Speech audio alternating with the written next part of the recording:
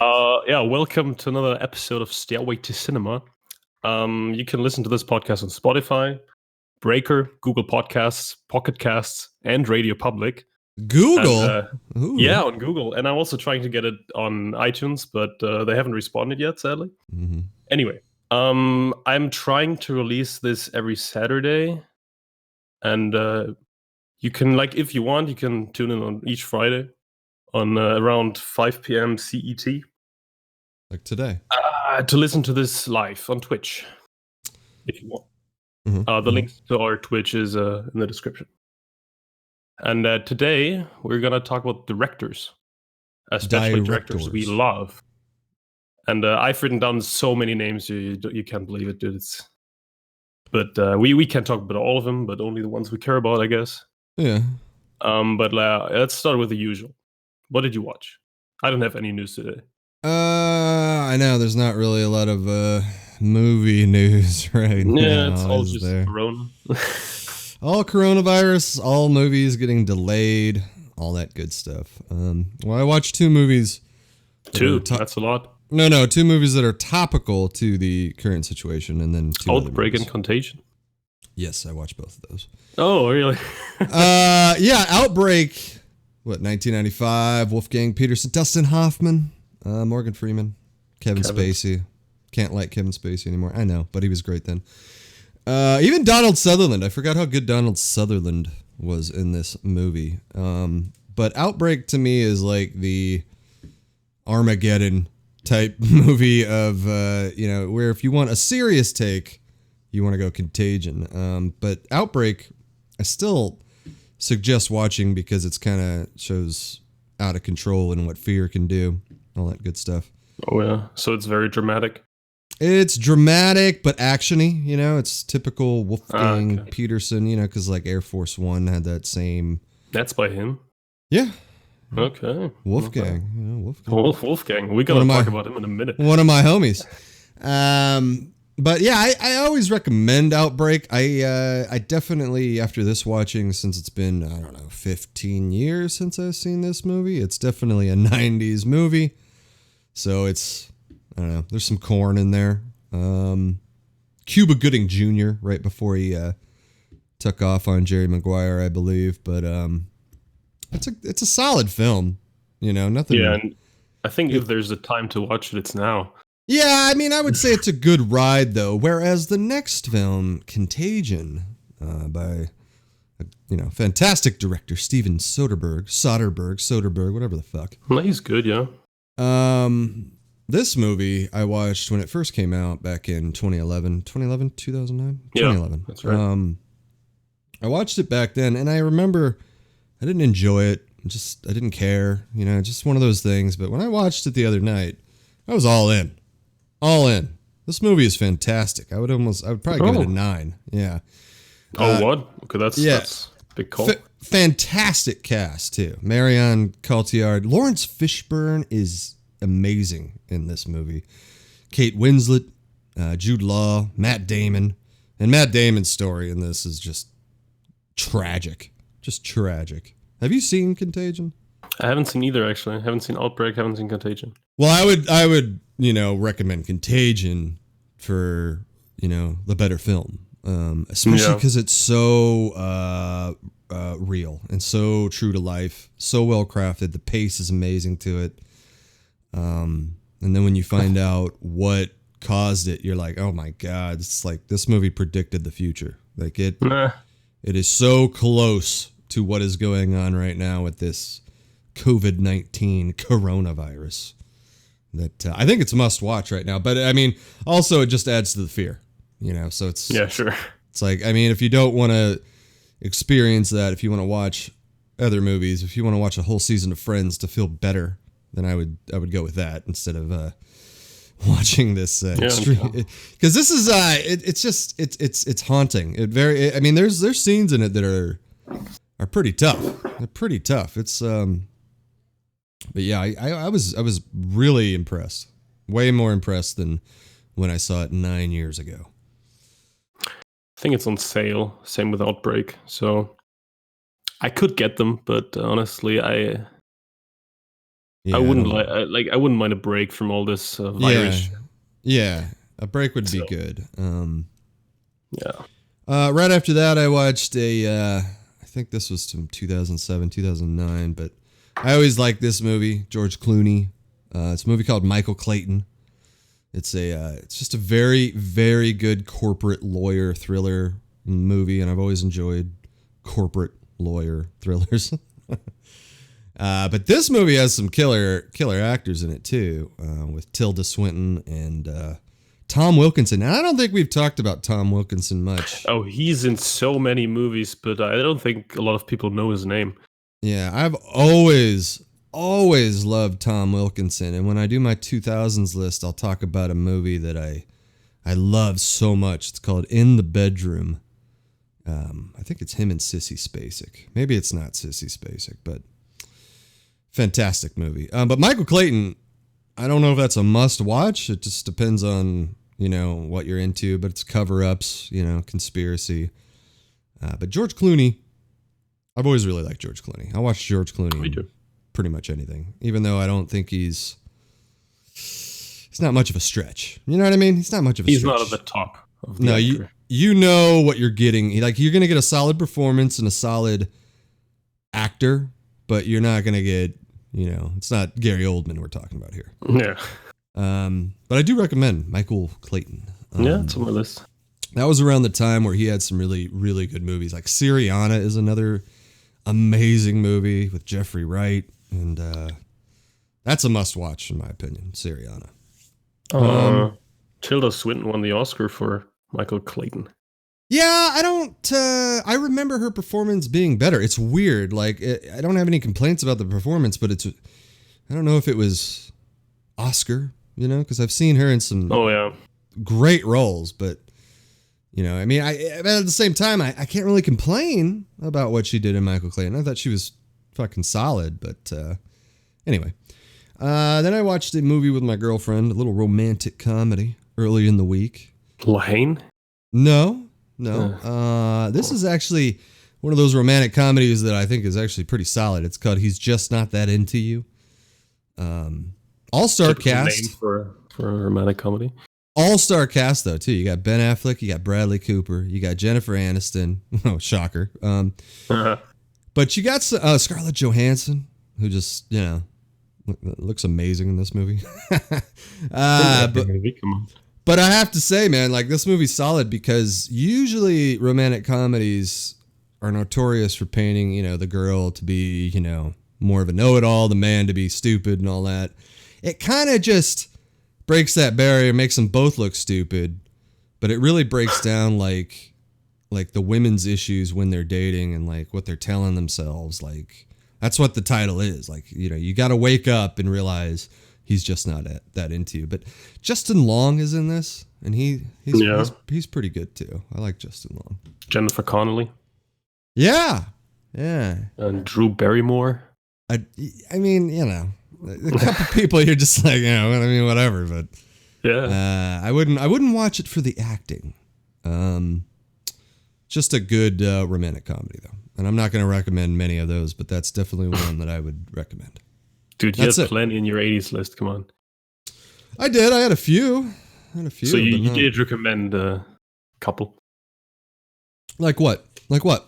I can't remember them all. Yeah. There's not that many romantic comedies in my 80s list. You're out of your mind. Yeah, okay, but comedies. Yeah, that's not romantic. Yeah, totally different. Fair enough. Totally different. That's it. That's all I watched. Oh, 3 movies? No, 4. 4. All right. I watched 11. 11? Which is like my usual, basically. I rewatched a lot of stuff. So I took the time to rewatch John Wick 3 Parabellum. And I have to admit, like, when there's no action happening in that film, it's kind of, I don't know, it's a little weak, I would say. The plot isn't that great. Do you stand by the greatest action movie of all time? No.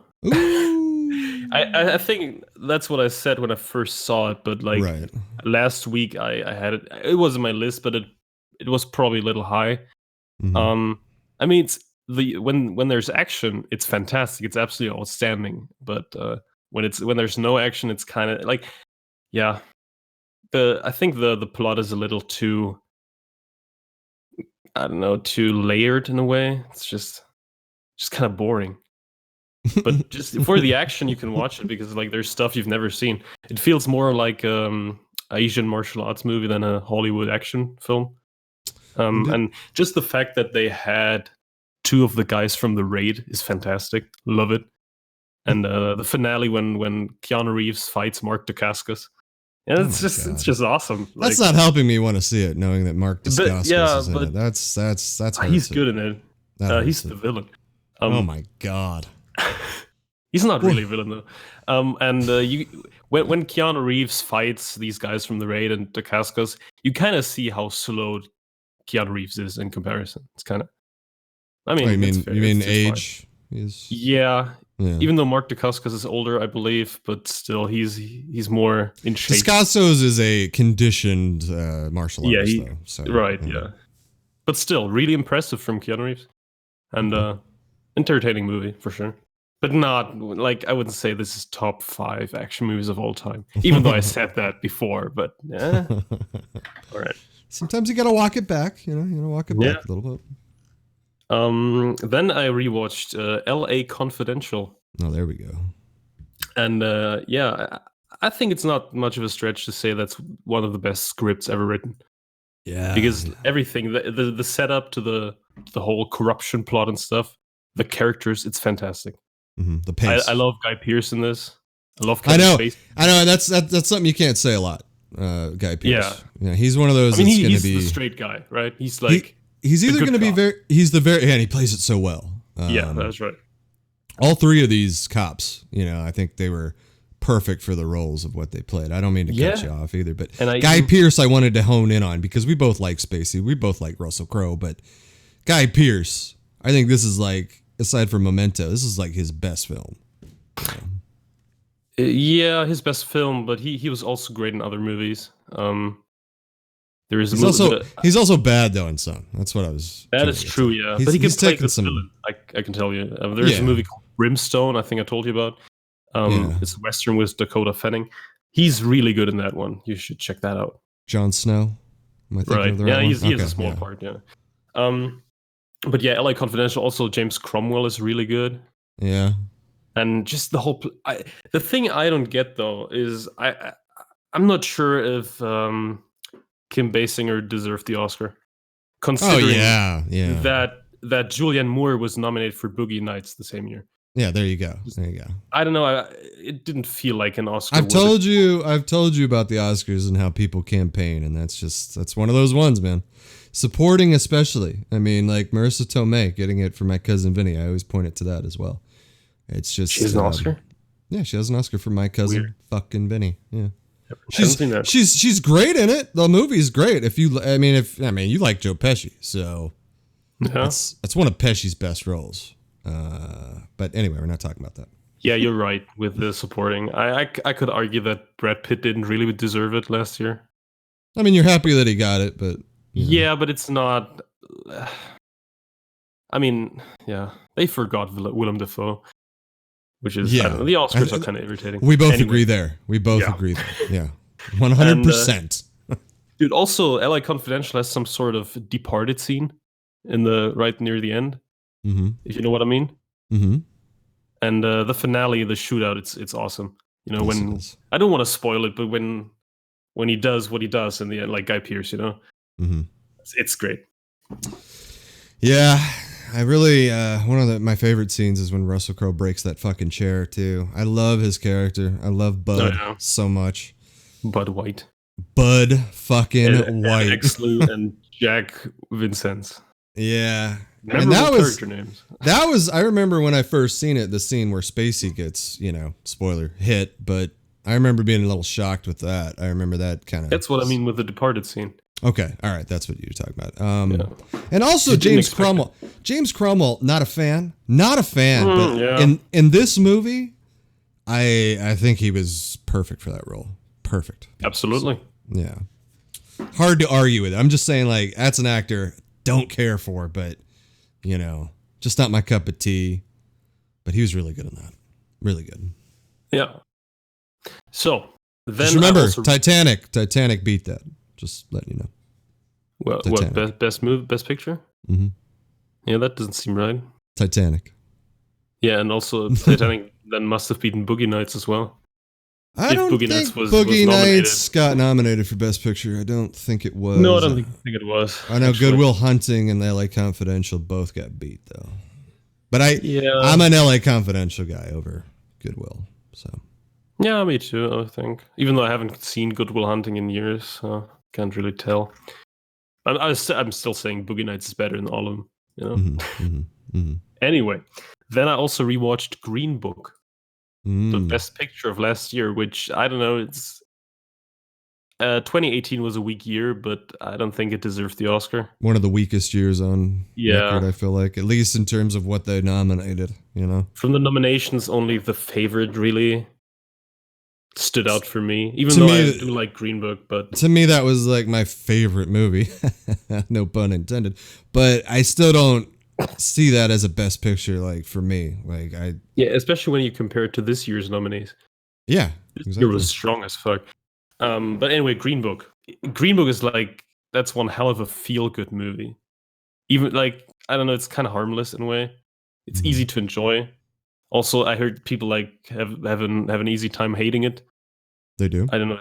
Yeah, it's just, but still. What makes it great is like the chemistry between Viggo Mortensen and Mahershala Ali is just outstanding.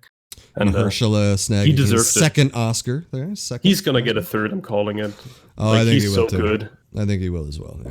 And he's maybe not. Still young. Maybe not. He just got into the MCU franchise, so that'll sideline him a little bit. Who knows? Oh. Tricky. Blade, motherfucker. Blade. Is that gonna get R-rated actually? I believe it will. I know a lot of people are like, the MCU doesn't have the balls to go R-rated. I believe they do, and I believe that they will. You know. So. They should. Also, I rewatched The Usual Suspects. Speaking of Kevin Spacey. Verbal Kint. That's a movie where I totally forgot that Kevin Spacey was an asshole watching this, you know? Like, because he's just so good. Yeah. What a movie. Yeah, that's an easy 9 out of 10 for me. Again, just incredibly clever script. The script is the powerhouse of that movie. Yeah. And I like the actors besides Kevin Spacey are just like, I don't know. Gabriel Byrne it's not that memorable. Yeah, that's what put Bryan Singer on the map there. You know? Yeah, not a good guy. But also Benicio del Toro in one of his first roles. It was funny. First time I ever saw him in his Usual Suspects. Then last night when I was totally wasted, I thought just watch one of your favorite movies because I bought Rocket Man on Blu-ray and I just felt like watching it again. It's fucking great. I just love Rocket Man. So you were drunk, you watched Little Rocket Man. Did you dance around? Did you put some clothes on? Anything like that? No. You didn't do anything like that? You just sat there? No. But it's you didn't feel the music, you know? I felt it, but not in that way. Yeah. It's still great. Still holds up. Yeah, for sure. That's like your eighth time seeing that shit. Yeah, 6th. Ooh, I was close. No, not that close. Anyway, the movies that I watched for the first time this week, and it's not a lot and not that many good movies actually. Okay. Dude, I watched Lucy by Luc Besson. Ooh, what the fuck? Yeah. That movie is so incredibly pretentious. I haven't seen that, so like it's built on the premise of like humans only use 10% of the brain capacity, which is bullshit. And it's just, dude, honestly, this movie is insulting your intelligence. And it's not even fun to watch. Do you think that's bullshit, the 10%? It's bullshit, yeah. Oh, yeah? It's been proven. Yeah. It has. How much do we use then? I don't know. Does it matter? Bringing the facts here. That's not what I'm here for, though. But still, that movie, it's not fun. It's very short and just, it feels so forgettable. I don't like short and movies. effortless. I don't know. It's not good. Like there's Short. Scarlett Johansson, and she's like, do you know the plot? Yeah, I remember the preview very, very vividly, but I remember it came out and it quickly bombed quick, and I remember thinking, yeah, because it sucks. Yeah. I think Luc Besson, there's a pattern, he likes girls that kill people. He does. Yeah. He only makes those movies nowadays. His last one was called Anna, and I haven't seen it yet, but I think it's basically the same thing as Nikita and stuff. Yeah, well, he to me he had 3 great movies. Well, I do still say The Messenger is underrated. I think The Messenger is a pretty solid movie. But Nikita, Leon the Professional, and The Fifth Element, those are solid movies. Yeah, I haven't seen Nikita, so I can't tell. But for me, only Leon really works because I'm not a fan of The Fifth Element. I'm shocked by that. Shocked. It's way too cheesy and not in a way that I like. You need to just let yourself have fun when you watch that movie. Just what the fuck, dude? Don't tell me that. Just have a little fun. That's what that movie's about. I tried. Yeah. Anyway, what else did I watch? I watched Cliffhanger with Sylvester Stallone. Oh, Jesus. Okay. It was okay. Rennie Harlan? The old Rennie Harlan? Yeah. It's basically Die Hard in the mountains, Yeah. Sylvester Stallone has to put up with some goons. The opening scene is pretty good. The opening scene... The plane heist? No, when she drops. The girl when she drops. Oh, that one. Yeah, okay. That is pretty solid. I don't know if it still holds up today. It was okay. Isn't John Lithgow the bad guy in this? He's the villain, yeah. I do like John Lithgow as a villain. Yeah, he was fine. And Michael Rooker was fine as well. He's played a villain like a couple times, though, man. There's a movie with Denzel Washington you got to see. It's called Ricochet. Fantastic. And then Raising Cain, where he plays a complete fucking psychopath. Highly recommend. Right. Highly. Yeah, but Cliffhanger is just one of those. It feels very 80s because it's just a stupid premise. It's very simple, straightforward action movie, and it wasn't that good. Most of those Rennie Harlan movies all feel very, very the same. I do think The Long Kiss Goodnight probably his best movie. And I don't like Gina Davis, but she was good in that.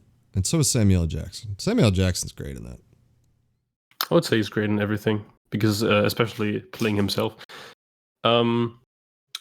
So then I watched a Steven Spielberg movie. We're going to talk about him. The BFG? No, The Post. Oh, okay. Have you seen that? I have seen The Post, yeah. I thought it was okay, but it has some of the issues that I have with Spielberg these days. That we're going to talk about in a minute. But I liked it, but in the end I was just like, yeah, whatever. I think Tom Hanks carries the movie. Tom Hanks to me carries that movie. Not just him. I felt that Bob Odenkirk was very compelling. But Meryl Streep just kind of does her thing. It's not bad. I didn't dislike her in that. No, but I also didn't care. Right. I could see that. But yeah, I mean, what can you do? This movie has a very dry topic. I think I'm more. I lean towards it more because I seem to like movies about journalism and movies about paper. I don't know why, but about paper. I have a history of just newspaper movies, so I see. I don't know. I like the crunch time because I think I always wanted to be a reporter and a journalist, like on some level. But I've wanted to be a lot of things. So, an astronaut? No, never. Not once. Not once in my life have I ever wanted to be an astronaut. I gotta say though, the dialogue in The Post is really good because it feels authentic. People interrupting each other all the time and stuff. And it's very chaotic. Like, actually, the dialogue scenes are very fast-paced, and I like that. And also, the cast is real good. Like, based on a true story as well. Of course. Yeah. Then wait, you give it? Let me guess. 6? Yeah. Yeah. Then I watched Lady Macbeth, which is a small British movie. about some girl being sold into marriage in the 19th century. Okay. And like she has to put up with her new husband who doesn't like her, and his father who doesn't like her and stuff, and she's getting oppressed and shit, and then she does some evil stuff. I see why you watch this. Here we go. Because Florence Pugh. Florence Pugh is the lead, yeah, and she is carrying the movie basically. The movie is very slow and not that exciting, but I mean, in the end, it was pretty good. She's really honestly, Florence Pugh. I've never seen her in a bad performance. She's always fantastic. And yeah, I think she also has some weird Scottish accent in this one, which worked. Yeah, it's an okay movie, but not anything amazing. Not something you'd probably watch again. No, not at all. All right, then I watched Super by the James Gunn movie. Yeah. Okay. Yeah. What did you think? It was good, but I don't know. It's maybe I'd expected something different. I'm a color grading guy, and I didn't like the look of it. It was very gray and dark. I don't know. I mean, I can see the point. It's to ground the movie and shit, but yeah. There's not much to say about it. I really liked Ellen Page. I was just going to say I'm not a fan of Ellen Page at all, but yeah. She was real good in this movie as his insane sidekick. I feel like she plays the same role every time. I think that she has I haven't seen her in much. I feel like she has no range at all. But then again, I don't think Dwight Schrute there. What's his name? Ryan Wilson. Rainn Wilson. Yeah, I don't think he has a lot of range either. Great in The Office though. I'll shout out to The Office. It's one of his one of the best comedies of all time. I think with Super I expected some sort of kick-ass, but it's not really that. Because in Kick-Ass, he's a straight up good guy. In this one, which I mean, it's cool. In Super, he's he wants to be a superhero, but basically he just kills some people. Yeah, and it's kind of cool, but still a little dark. It's very violent. It's rated 18 in Germany. And Kevin Bacon as a villain is always cool. Yeah, I don't know. It's just maybe I expected a better movie. It was good though. It's a 7 out of 10. I think it's easy to compare it to Kick-Ass too. That's true. Kick-Ass is better. I think. I agree. I completely agree. The first Kick-Ass. I don't like the second one at all. Yeah, the second one is okay. I don't know, man. The whole love story between the two, the Jim Carrey character, I didn't really care for. I don't even remember anything. So I feel like they just tried to do the first movie again, But the first movie I felt like was, I thought the first one was great, and I think Nicolas Cage too, underrated in that. Oh yeah, Big Daddy. The last movie I watched was Molly's Game with Jessica Chastain and Idris Elba. Oh, Idris Elba down with the coronavirus. That's news. Oh yeah, that's what I heard. That sucks. He's really good in this movie. And she's too. I mean, but the thing is, you know what it's about? It's about gambling. Right? Jessica Chastain plays a woman who's organizing kind of shady gambling sessions with celebrities. Okay. And the problem is, I never really cared for her character. It's Molly. Yeah. I was never sympathizing really with her because she doesn't get a lot of characterization up until the ending. And then they force some father-daughter stuff with Kevin Costner. I don't know. The Costner. But he's cool though. I don't see him that often anymore. So it seems like it's an indifferent movie for you then. It's good, but I just expected it to be better. Could have been better. Yeah, it's still solid 7 out of 10. I liked it, It's fun. It's not boring, even though it's kind of long.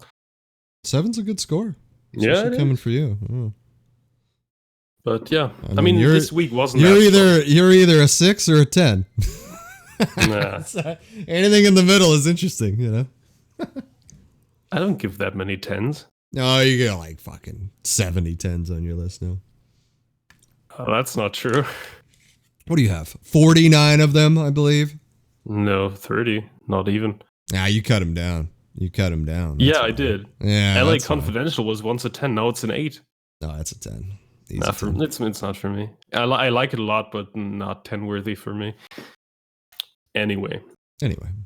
So, directors. I've written down a lot of names, and I tried to categorize them into generations. We can start with like the big legends of film, basically. Okay. All the directors who started before the 70s. Is this you pulling them off lists, or is this you personal opinions? No, it's not a ranking. It's just I tried to write some directors down that are worth talking about. Like from your head, or did you do any research? No, I did some research, but I certainly forgot some people. Here comes fucking Stanley Kubrick, you know. Oh yeah, he's in there. I mean, this list is not the best directors. It's just directors in general. Here's some bad ones as well. Okay. But yeah, let's start with the legends of film. Legends. And the first name I've written down was Sidney Lumet. Oh, good pull. Yeah, because once I noticed that he did 12 Angry Men, Murder on the Orient Express, and Dog Day Afternoon, I was surprised. I mean, that's very different movies. That's 2 10 out of 10s right there for me. You know, Dog Day and 12 Angry Men. That's 10 out of 10s. Yeah, 12 Angry Men is a 10. Dog Day is an 8 for me. An 8? Are you fucking out of your mind, dude? That is a 10. Yeah, and you say I give 10s left and right. That is one of the best movies ever made. Dog Day Afternoon. Yeah, right. An 8. This guy. I mean, an 8 is good for my standards, so... Yeah, you need to watch that one again. You're out of your mind. Yeah, probably. I gotta call you on that one. I'm not sure. I don't think I've seen anything else. He did Serpico with Al Pacino. I haven't seen that. Serpico, I feel like, is a little overrated. It's a good movie, but a lot of people point to Serpico as a great film. I think it's all right. Yeah, it's kind of a cult movie. Yeah, it's very culty. But a movie that he did that's actually pretty good that was in 2007, Before the Devil Knows You're Dead, is it's a fun ride, that one. Before the Devil Knows You're Dead. Good movie. Oh. I think that is on Amazon Prime. Mm-hmm. It's a fun one. And he also did Network too, man. You need to watch Network really? at some point. Yeah.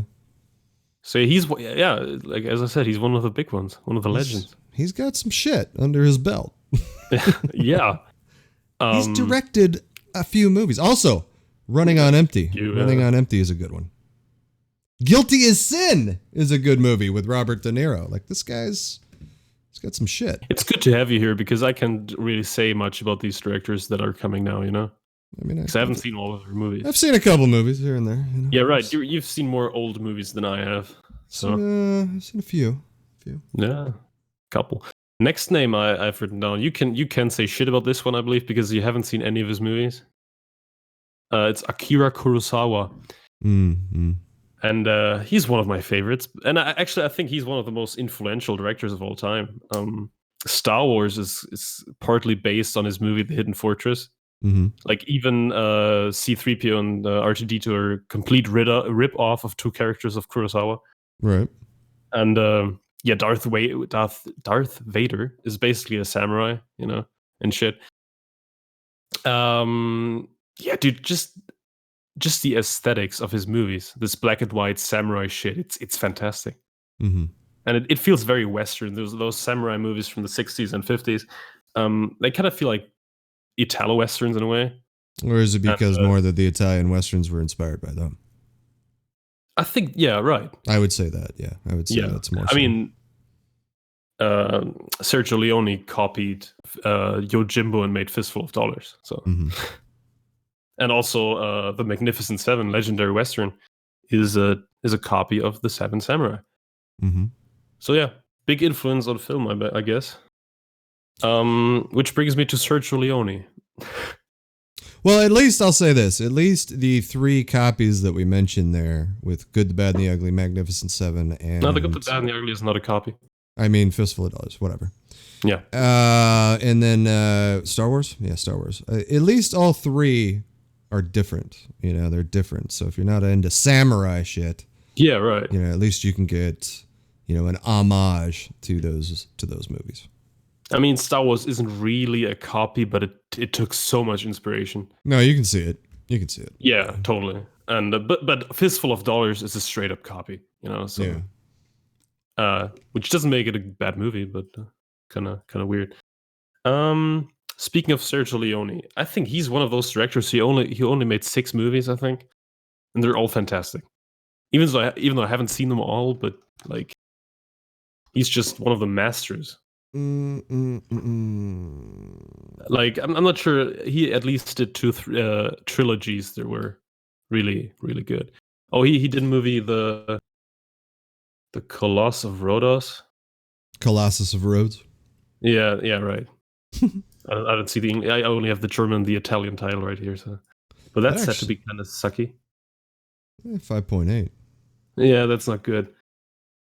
Anyway, he did A Fistful of Dollars for a few dollars more, and The Good, the Bad, and the Ugly as the Dollar Trilogy, which for me probably is the best, or like a couple of the best westerns ever. Mm-hmm. Think about it like this. Fistful of Dollars, 1964. A Few Dollars More, 65. Right, Good, the Bad, and the Ugly, 1966. Once Upon a Time in the West, 1968. The dude was killing it. It's crazy. He's basically the inventor of Italian Western. And there are others, but when you think of spaghetti westerns, Italian Sergio westerns, Corbucci. Yeah, he did Django and shit. Yeah, Sergio Leone really shines, and even Duck You Sucker with Coburn is a sadly I've never seen that. That's a good one. Yeah, I just don't really care for Once Upon a Time in America that much. I think that's I don't either. I think that the 3.5 hour version, the 4 hour version is better, but it's still a drag. It's still just a drag of a movie, in my opinion. Yeah, but it's not bad. Like, it's a good story. But it's well shot, but it's a drag for sure. It's a good story, but I would probably never watch it again. You know, there's no need to really revisit that. Whereas the other movies, those are multiple views. Dude, I can watch The Good, the Bad, and the Ugly anytime, even though it's 3 hours long. So exactly. Yeah.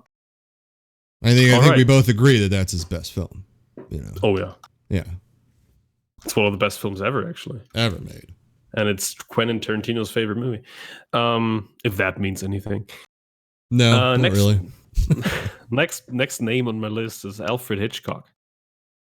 I discovered him fairly lately, like last year, and I was surprised how much I like his movies. Oh yeah, they still hold up, man.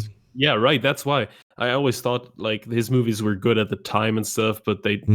I think I thought that because when I saw Vertigo when I was like 15 or something, I didn't like it, but maybe I was just too young. So when I watched The Birds and North by Northwest and Rear Window, Psycho, it's all fantastic, and I can totally see why they're classics. I mean, one of my favorite directors of all time, Scorsese. 2 movies stand out that are very Hitchcockian to me with Shutter Island and Cape Fear. I feel like Cape Fear is easily Hitchcockian the way it's shot. See that. Just the quick shots, the center shots, all that stuff that he does in Cape Fear, I almost feel as like very Hitchcockian. But you can even Parasite. Parasite to me feels like a Hitchcock film in many ways. And now that you say it, yeah, true.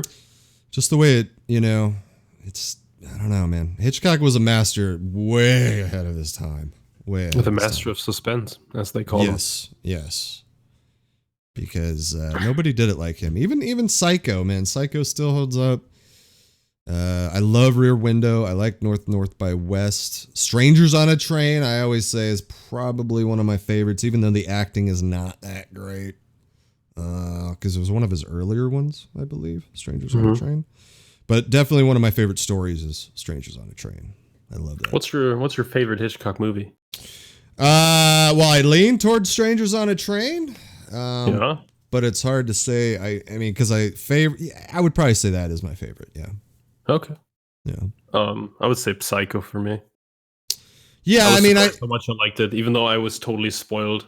Because I think Psycho's one of those movies you just know what happens. And not only with Psycho do you have an amazing director with Hitchcock, but that performance by Anthony Perkins is stellar.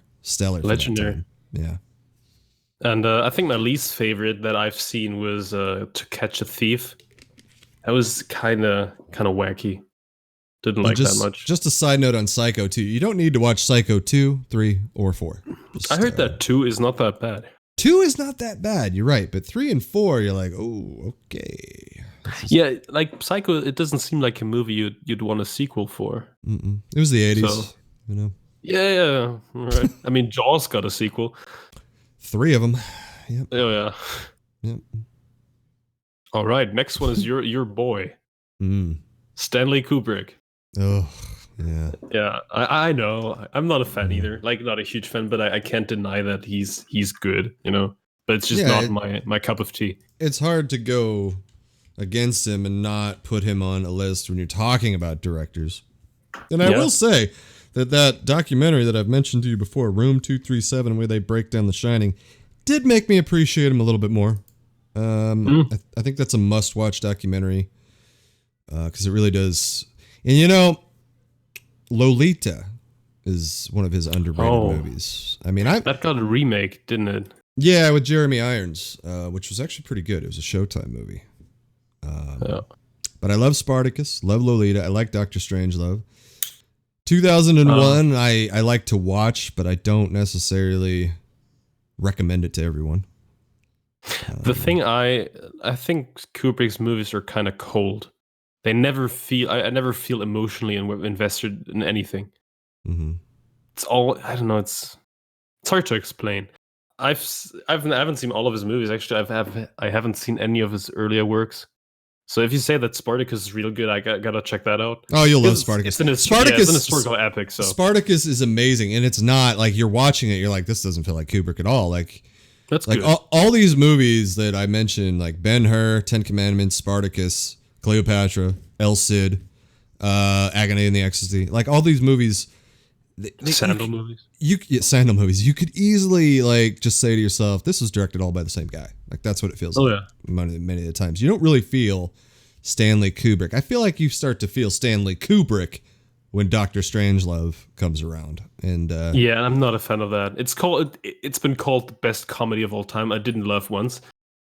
I like Peter Sellers. I love Peter Sellers, so that's why I kind of gravitate towards that movie. I'm not the biggest fan of Clockwork Orange. I think Clockwork Orange is a trip. It's I think it's okay. It's a trip, but it's and for the time, I know we say that a lot.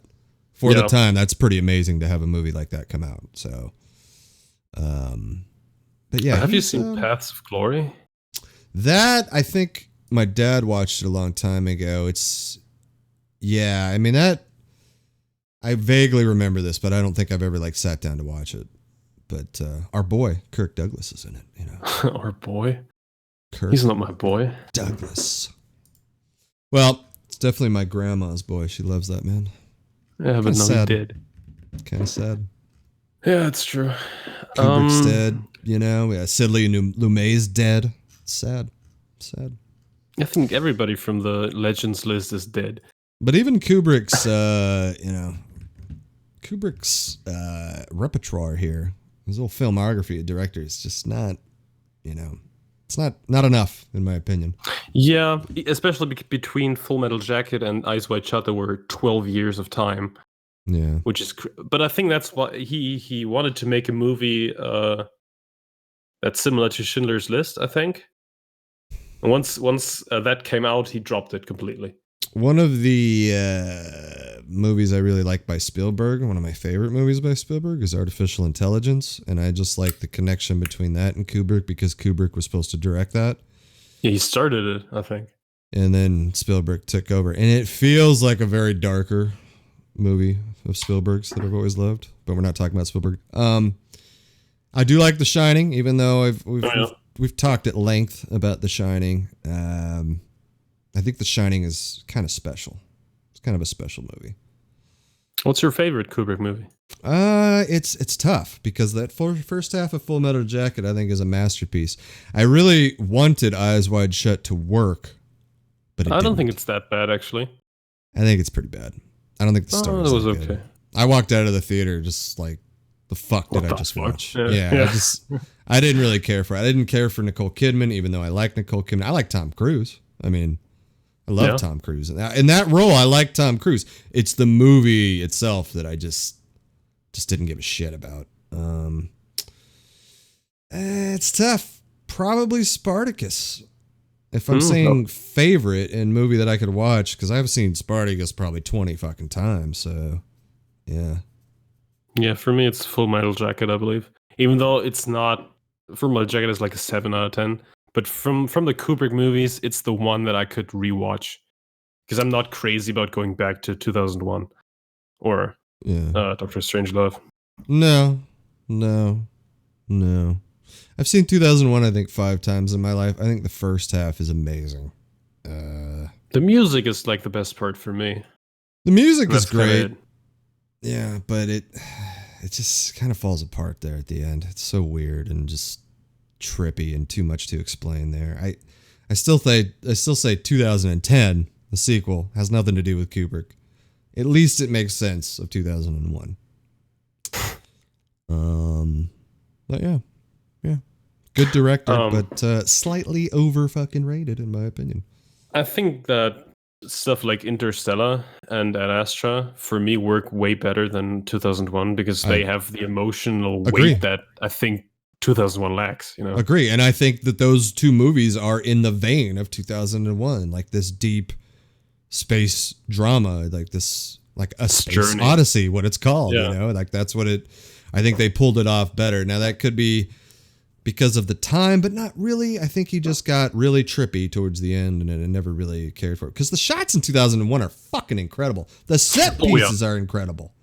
Dude, I was, when I saw it, I couldn't understand how they did it. There's like this rotating room. Yeah, the rotating room. I have no idea how they pulled that off. It's so bitchin', especially when you think, especially when you're thinking for the time. Like if you're sitting there, 1968, there's no Star Wars, there's no Star Trek, none of that shit has been in your list, and then you sit down and watch that. I mean, I understand why 2001 is such a big deal for people around that time. I get it. Yeah. All right. Yeah. Next name on my list, I just wrote him down because he's one of the pioneers of film. And I don't want to cut you off though, but you mentioned Ad Astra, Interstellar in the vein of like, I said like in the vein of 2001, but I know you're a Gladiator fan. Oh yeah. This is why I definitely would push Spartacus down your throat. Okay. Yeah. Noted. Yeah, the one director who is I have only seen one of his movies and he didn't make that many, but like he's one of the first directors that I know from the 30s. Mm-hmm. He's German, Fritz Lang. He did Metropolis and M. If that is ringing a bell. I know Metropolis. Yeah, like he was one of the first big directors. I just wanted to say his name once because, like, I know who he is, right? But you don't want to go through all 46 of his movies here? No, that's a lot. Yeah. Next name on my list, I can't really talk about, but I wanted to write him down anyway. Again, William Wyler, who directed Ben-Hur. Yeah. And other shit. I haven't seen any of his movies, but he seems like one of those big ones as well. I feel like Ben-Hur is a masterpiece. So that's what it seems like, yeah. Yeah. Masterpiece. Anyway, a director who made similar movies to Ben-Hur, David Lean, who directed Bridge on the River Kwai and Lawrence of Arabia, which I both love. I just need to go back to Ben-Hur real quick. I just wanted to drop a little fun fact that I've always known about this. I think I mentioned to you that I was obsessed with Billy the Kid back in the day. Yeah. The man that sentenced Billy the Kid was a man named Governor Lew Wallace. He was the man that wrote Ben-Hur. Just throwing it out there. It's a weird fun fact, yeah. Yeah, some guy in the Old West was writing Ben-Hur. Okay. Anyway. Yeah, David Lean, Lawrence of Arabia, and Bridge on the River Kwai. Again, extreme talent for historical epics. And 2 masterpieces, too, right there off the bat. And I've never seen Dr. Zhivago. Oh, you need to probably sit down and watch Dr. Zhivago at some point. It's must-watch in film. Yeah, what about The Passage to India? I remember that. Why am I not... Who is in that? Why am I thinking Meryl Streep? She's not in that. Alec Guinness is in it. Oh, Judy Davis. I've never seen this. I know about it, though. then there's no point in talking about it, I guess.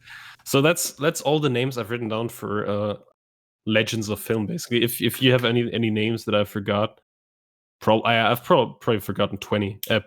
But no John Huston in here. Oh yeah, right. Yeah, no John Huston. But I haven't seen any of his movies, so. Didn't he do those Humphrey Bogart movies?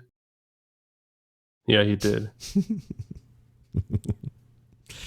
Victor Fleming. I would mention Victor Fleming just because he did Gone with the Wind and The Wizard of Oz. So, yeah. It's a pretty good run for 1939. Just saying. All right, then let's move on to the directors who started off in the 70s. The 70s. Which are some really good names, you know. Yes. Starting off with he's fun to talk about, George Lucas. Because I feel like he's not that really. We talked about him off stream. He's not really a good director. He's a better writer. Even though I think right. And world builder.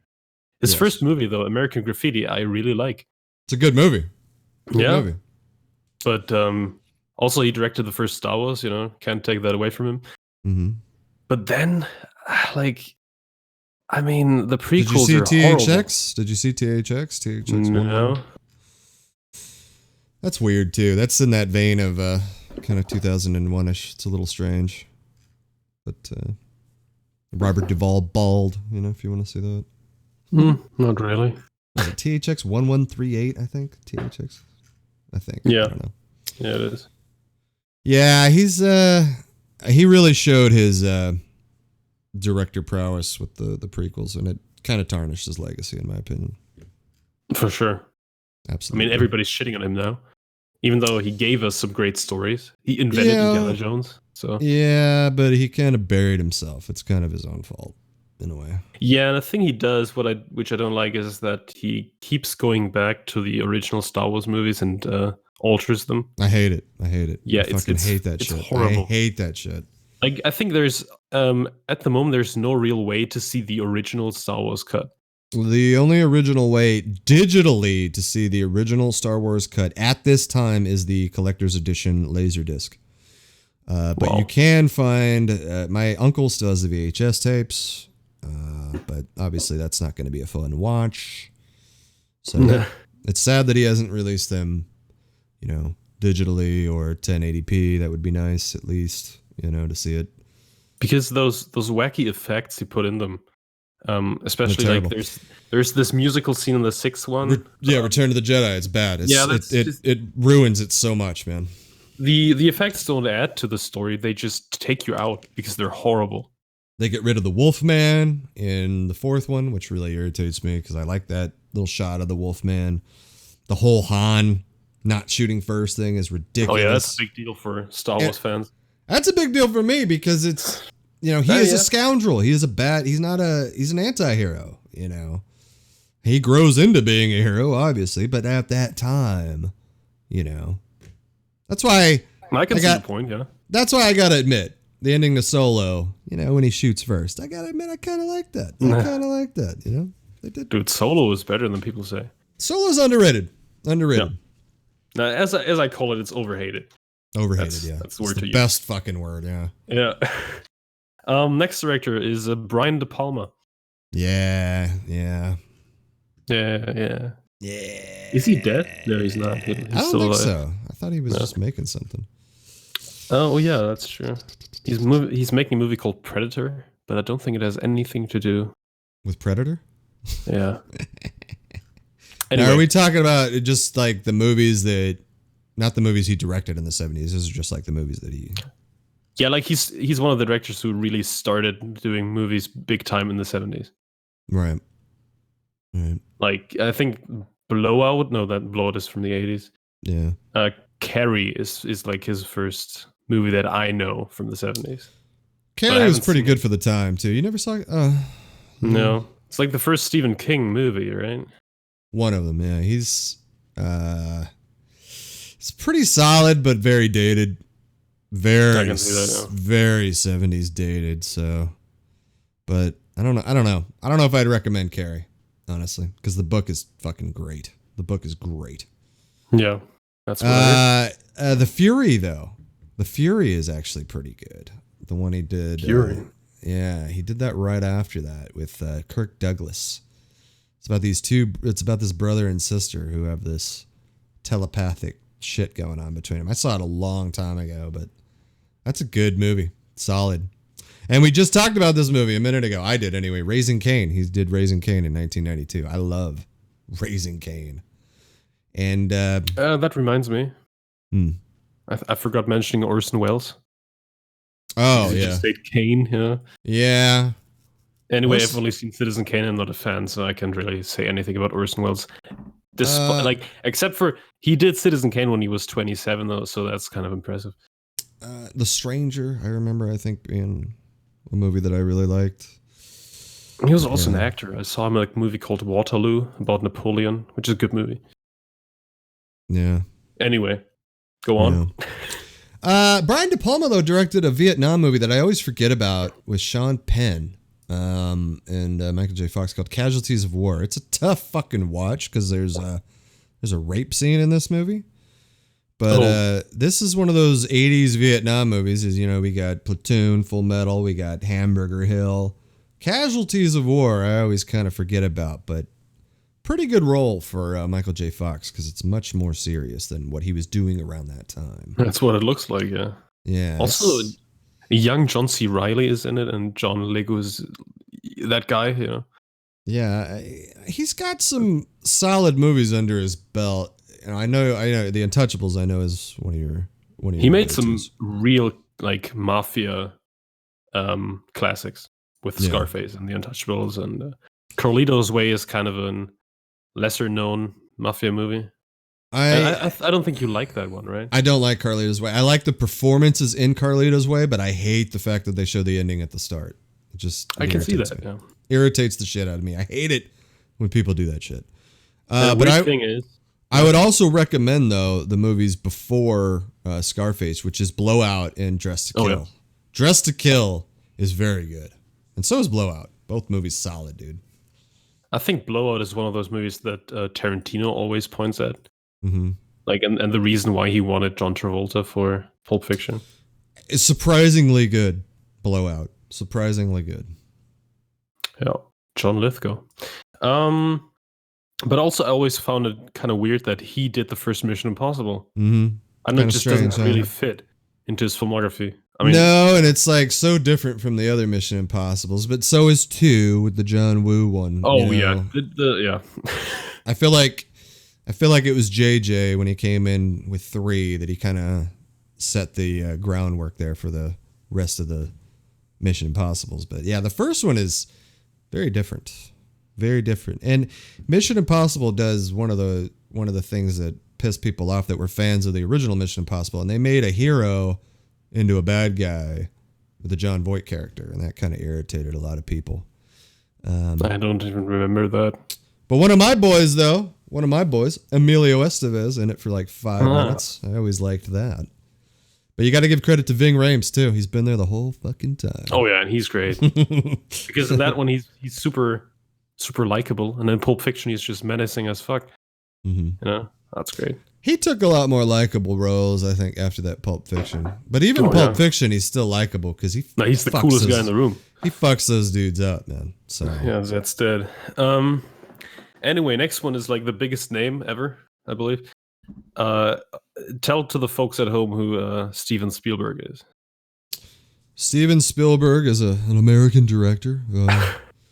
I think he first started off his career with Duel. Was it Duel, I believe? Yeah, I think it is. Yeah. And then, he came out with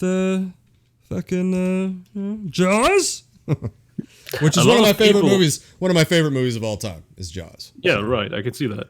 But a lot of people say that they Duel is for them a fantastic movie.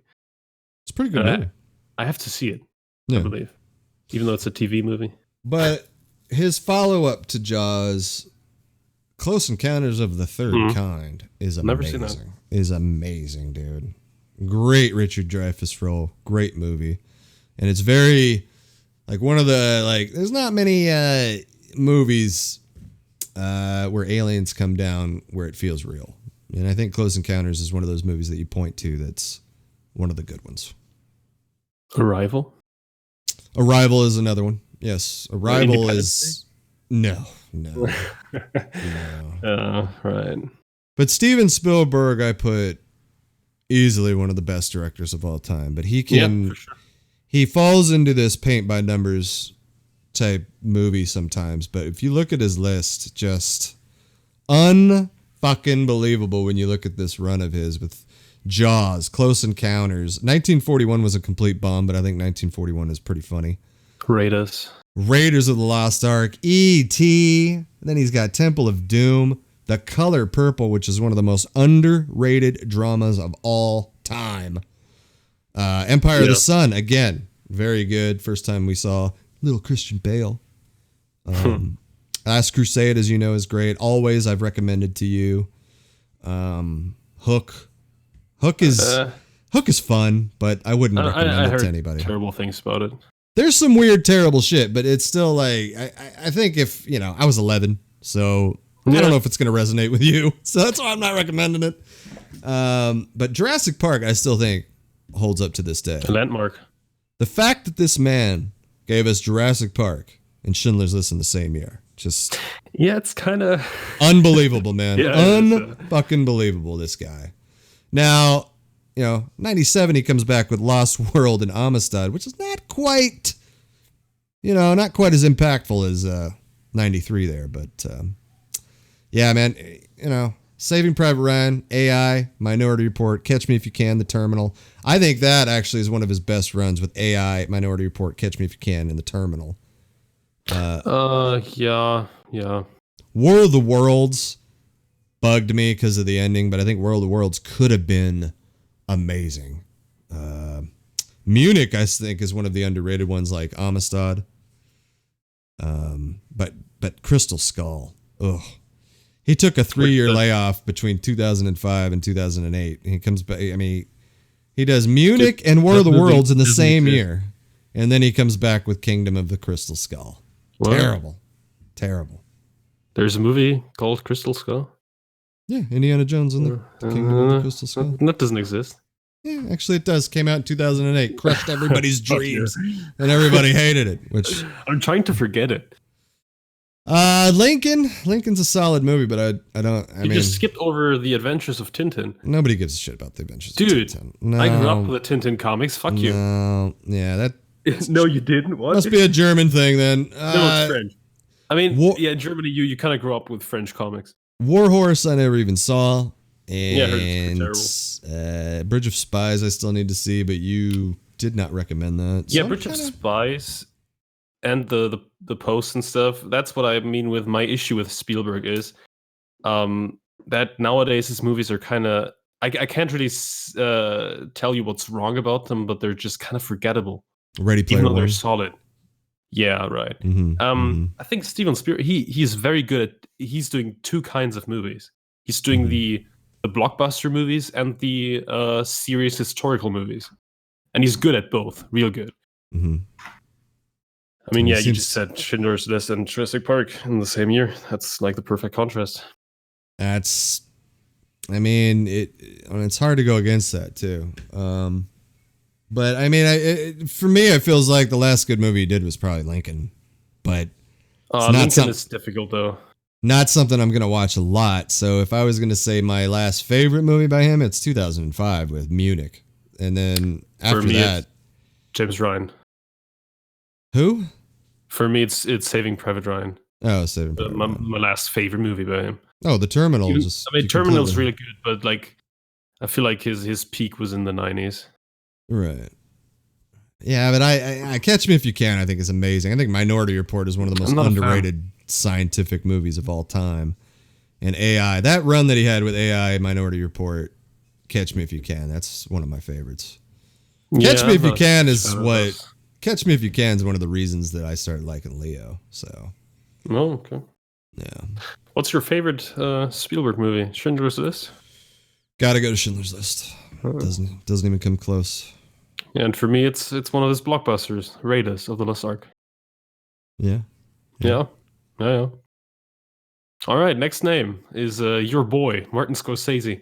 Oh, here we go. Yeah, this is gonna take a while. The man, the myth. The man, the myth. Yeah, no, not necessarily take a while because you don't really need to break down each one. But again, like Spielberg, has some misses, but a lot fewer in my opinion. But he was never terrible. No. And Spielberg was never terrible either, even though, I mean, Crystal Skull, but that's Crystal Skull, and you could make the case, because even Hook, you know what I mean? You could make the case with Spielberg that those are some terrible moments for him. Yeah, and I heard BFG is kind of, I see Mark Rylance's face, and I just don't want to see it. Oh, yeah. So, I mean, anyway. But my boy here, it's not my. What else can I say about to me the greatest director of all time? Yeah, he deserves that title, even though he's not my favorite. Yeah, and the good thing is he's still working to this day too, and it's good to see that we've got more movies coming by him because the man never stops. He never fucking stops. And it's. Like with The Irishman last year, it's really cool to have somebody who still keeps up the old school Hollywood vibes, Mm-hmm. Because like The Irishman is a movie that's not, nobody else would make such a movie these days. That's nice. Many have tried to copy his style and do a mafia movie like that, but I don't think anyone does mafia movies like Martin Scorsese. No, he's the master. But some gems in here, because we've really talked about a lot of Scorsese's movies. Like, we don't really need to talk about Gangs. We don't really need to talk about Casino, Goodfellas, Cape Fear. We don't need to talk about Taxi Driver, yeah. But some gems, The Last Waltz, his music documentaries that he does, I think are worth watching. He's done a few of them, if you look at his list, but... Didn't he do one about the Rolling Stones? Yes. The Rolling Stones is good. The Shine a Light is good. But The Last Waltz, I would argue, is probably like at least my favorite, music documentary. I don't even care for the band that much, but the band has that one really great song that I love. So, and that's the band's name, by the way. The Band. I know that's confusing, but that's their name. The Band. But also, Who's Knocking at My Door? Alice Doesn't Live Here Anymore. The movies from the 70s that he did. I think Mean Streets, you could make, that's probably the start. Definitely the start, actually, of his mafia turn there. Don't Care for New York, New York. The King of Comedy, we both kind of whatever. Yeah, a lot of people love it, but it's... I would like you to watch...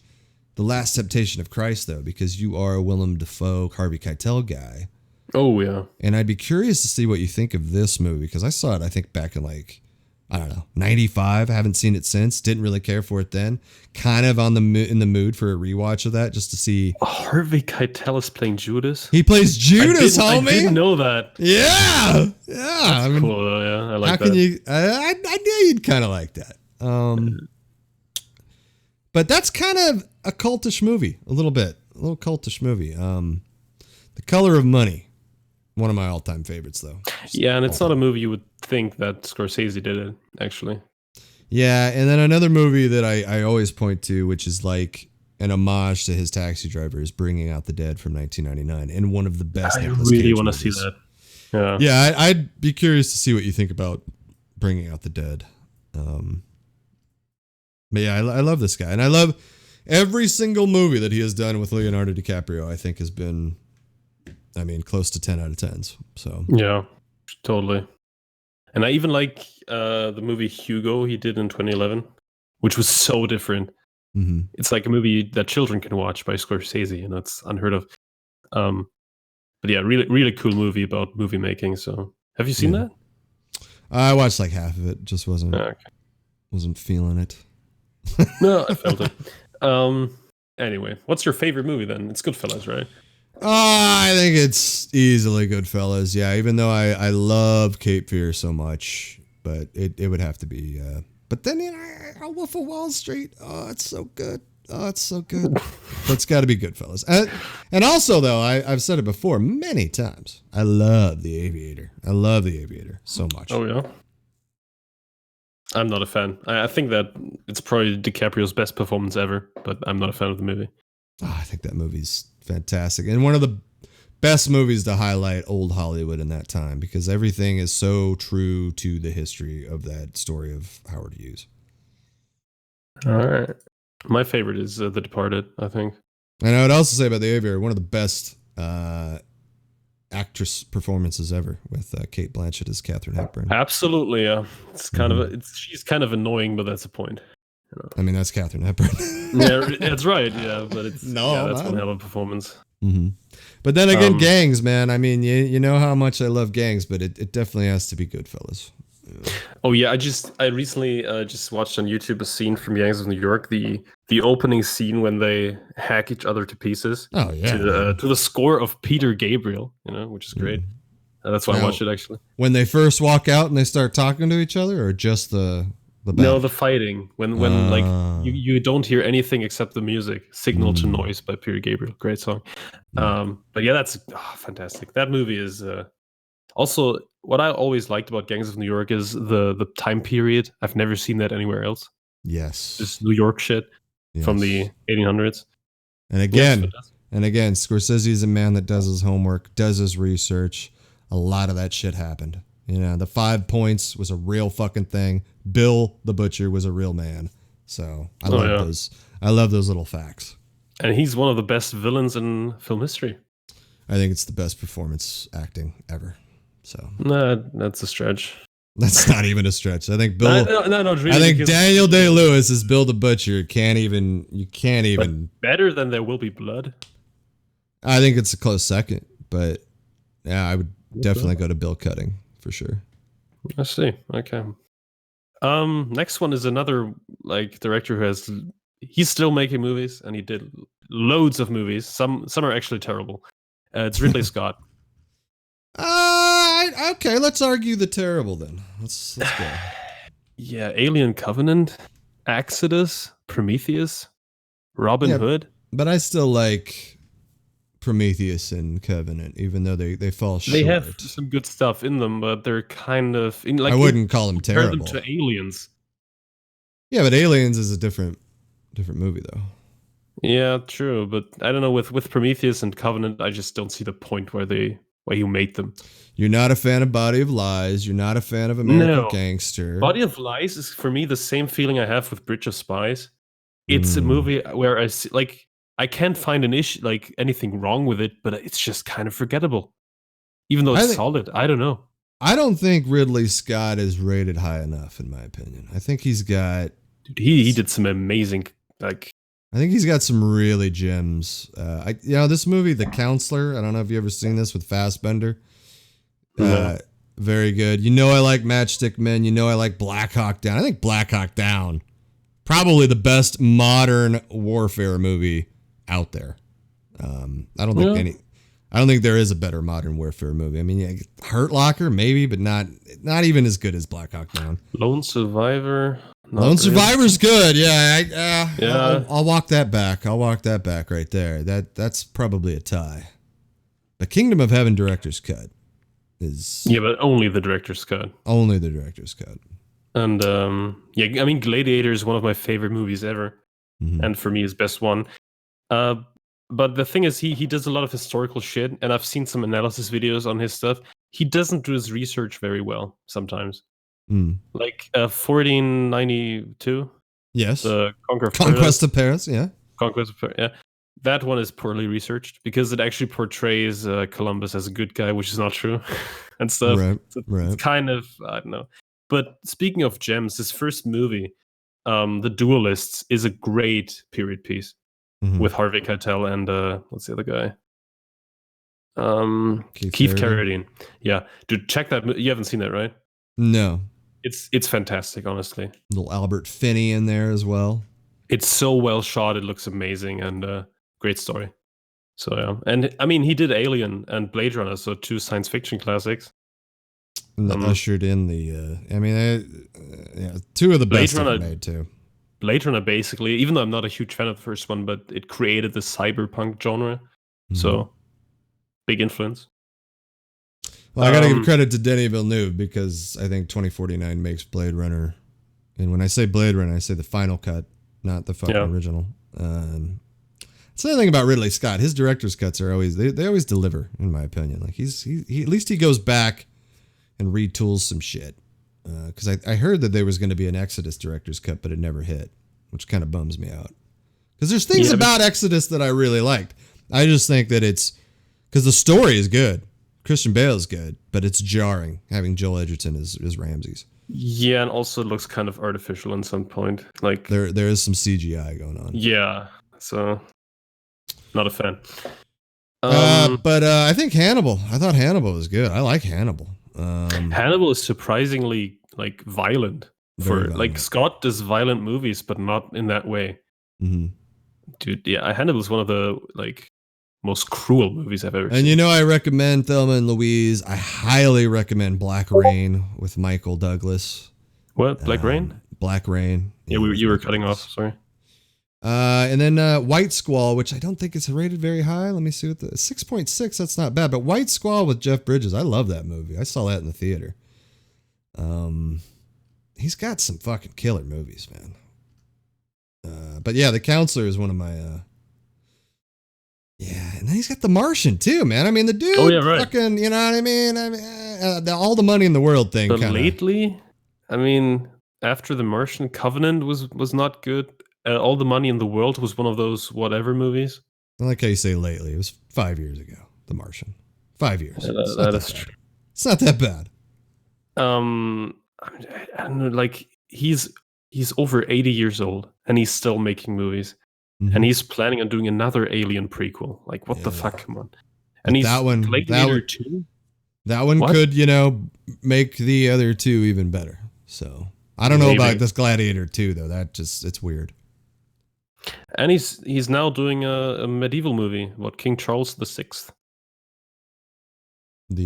Called The Last Duel. I've seen with Ben Affleck, Matt Damon, Adam Driver, and I've seen shots from this as well. I've seen pictures.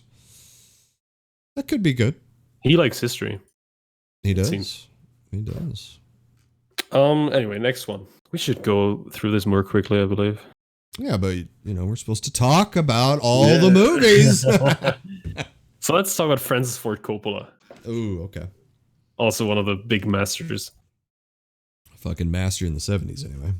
Yeah, he started in the 70s and he stopped making movies in the 70s. It seems like because like after after Apocalypse Now, it was kind of Well, you got Dracula. Let's not forget. I do like Dracula. and The Godfather 3, which is like it's not a good movie, but it's a big movie. And I have mentioned to you before The Outsiders. I'm pretty sure I mentioned Peggy Sue Got Married because that's kind of an adult version of Back to the Future. Pretty good movie. But The Rainmaker would be my go-to as his last great film. Yeah. Well, but yeah, I mean, it's hard. And then Tucker, The Man in His Dream, another Jeff Bridges movie. That's a good movie too. So maybe I just don't know his movies that well. Well, yeah, but the big ones. You know? For me, Coppola is always The Godfather and The Godfather 2, and Apocalypse Now. And I've never seen The Conversation, but I heard it's kind of dry. I mean, Godfather 1 and 2 are so good that you could just judge them based solely on that. And because they still hold up. I've seen totally. I've watched them recently, I think a year and a half ago, and it was enthralling to watch that again. So, I think he's a little overrated though. I do. Oh, even though it's hard to overrate somebody who makes masterpieces like that, I think when you look at the filmography, it's not that big. That's true. Yeah, he kind of fell apart in the 80s there and then continued to fall apart in the 90s. Yeah. Next one would be Roman Polanski. Okay. And I can't really say much about him because I haven't seen most of his movies. I've seen The Ghost Rider recently, which was good, but not like amazing. I think his best movie by far is The Pianist. but I'm judging that solely on like I haven't seen much of his movies, so that's not meaning much. Right. Yeah. There are some movies I do like by him. I do like Rosemary's Baby. Yeah, it's a classic. Chinatown's pretty. Yeah, Chinatown's solid. But I tell you, man, this movie, The Ninth Gate, that he directed with Johnny Depp. I've seen that. Fucking terrible. So bad. I wouldn't say terrible, but it's kind of wacky. I agree on The Pianist, though. I think The Pianist, he came back, and made his best movie. But I will say, there's a movie though on his list though, Death and the Maiden. I saw it way back in the day. It's a Sigourney Weaver, Ben Kingsley movie. Very unsettling, very unnerving, one, yeah. But it's a good fucking movie. It's a good movie. Like, you can't. His directing style is, I don't know. It's not always for me though. I think I don't know. I don't really have much to say about him, to be honest. Yeah. The reason I feel like The Pianist is his best movie is because it's a personal story of him, and I feel like every time somebody does like something personal, it's way better. Mm-hmm. If you know what I mean. Yeah. I think Bong just said that on stage, or something. Bong. Hmm. Anyway, yeah, Clint Eastwood. Ooh. Who I always, like, back in the day, I thought he was just an actor, but actually he's more of a director than an actor. Yeah, I would say that. Yeah, more of a director. And he doesn't stop, even though he's fucking old. When The Mule came out, I thought that was his last movie, because somewhere I heard that it's gonna be his last one, and then he did Richard Jewell just 1 year after. So, well, I think The Mule is his last acting role. Oh, that might be true, yeah. I think that's his last acting role. He has nothing set up, though, for the future, it looks like. So maybe age is finally catching up to the old man. No, just retire. But a hell of a run, though. A hell of a run. Now, he's got some movies in here that are not good, but the movies that are good are pretty fucking great. And I know neither one of us are really big $1 Million Baby fans, but I still think the story is really good. And that last scene... it is, yeah. And the last scene when he puts her to sleep rips my fucking heart out, because when she asked him, what does that mean? What he's been calling her the whole time. And I think it meant daughter or love or something. I don't know. I forget what it meant, but that makes that movie for me. But I mentioned a lot of movies, Midnight in the Garden of Good and Evil, Absolute Power, A Perfect World. Heartbreak Ridge, I think I've told you a couple times, where he plays that drill instructor. He's a total asshole. But man, he directed The Outlaw Josie Wales in the 70s, man. What a movie. He's a Western guy, obviously. And I still have to see High Plains Drifter. And I remember when Unforgiven came out, and he was like, this is the last Western. And I actually didn't believe it at the time, but I'm glad that he stuck to his guns on that, because I think it's that was kind of a mic drop movie for Westerns. Anyway. A little bit. And it's so, I love Unforgiven, because I always love the fact, movie. I love the fact that he's not a good guy. I just love that. I love that so much. It's not some hero fucking shit, I think Eastwood was heavily influenced by the fact that he was in the Italian Westerns. Like, his Westerns are way darker and grittier than Hollywood Westerns. Mm-hmm. I mean, he's got some darkness in his movies, period, though, too. Like, I would say Clint Eastwood. Mystic River is fucking. I would say one thing about Clint Eastwood: he's not afraid. Not afraid to tackle any subject matter. He'll make a movie about anything. And also, not a big fan of Angelina Jolie, but I've always really liked Changeling. I thought Changeling was a good film. Phlegm. It's good phlegm. But yeah, True Crime is very good. Space Cowboys is fun. I think it's very impressive that he directed Letters from Iwo Jima, which is entirely in Japanese. Mm-hmm. And without any big names except for Ken Watanabe. But still, Letters from Iwo Jima is a good movie. And both of those movies, too. Flags of Our Fathers, Letters of Iwo Jima. I haven't seen that one. Both in the same year, about the same battle or something like that. From different perspectives. And I know a lot of people aren't not big fans of American Sniper, but I love that movie. I love that. I'm not a fan, no. But I don't know, it's just, I haven't seen it in a while, I just can't really judge. I heard that 1517 to Paris was pretty bad. Yeah, I didn't even, let me click that. What's the rating on that bad? Ooh, 5.2. Yeah, one of my coworkers saw that, and he said it was terrible. He gave it half a star in Letterboxd. Well, so, I maintain too that J. Edgar's fucking pretty terrible too. I don't think that's a good. Even though I don't know why it's sitting at 6.5, it doesn't deserve it. Yeah, but still, J. Edgar is interesting to me just because I wanna see every DiCaprio movie. That's I would say that is probably his worst. And I would blame. The makeup is terrible. I would blame Eastwood 100% though on that, not DiCaprio. I still need to see Jersey Boys. I don't know why I haven't seen Jersey Boys yet, but I still need to see. Don't even know what that is. It's about Frankie Valli. You know, sometimes, like a man. It's funny. Sometimes he just does movies with no-name actors, which is interesting. Yeah. And sometimes with real big casts. I would put him as one of the best directors of all time, though, because, like I said, he's not afraid, and he has a very eclectic filmography here. And I have to say, man, I loved The Mule, and Richard Jewell was fucking fantastic. That movie was The Mule was good. And Sully was good, too. Yeah, and I got to recommend Richard Jewell, though. That actor in that, the guy that played Richard Jewell, I thought was great. I like that guy.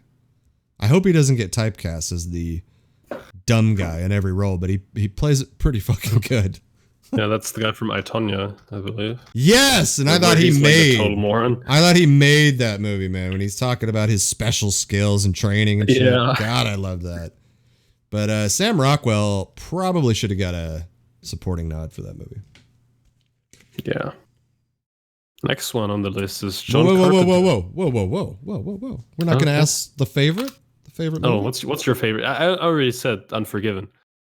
I want to say Unforgiven, but I got to go Gran Torino here. Oh, yeah. That's the close second. Love for it. Me. Yeah, John Carpenter. One of the best. One of the horror directors. One of the best in the 80s. Yeah. Yeah, I mean, he made my list quite a bit in the 80s there. With Escape from New York and The Thing. The Thing, Big Trouble in Little China, Starman. There's quite a few there. Have you seen The Fog?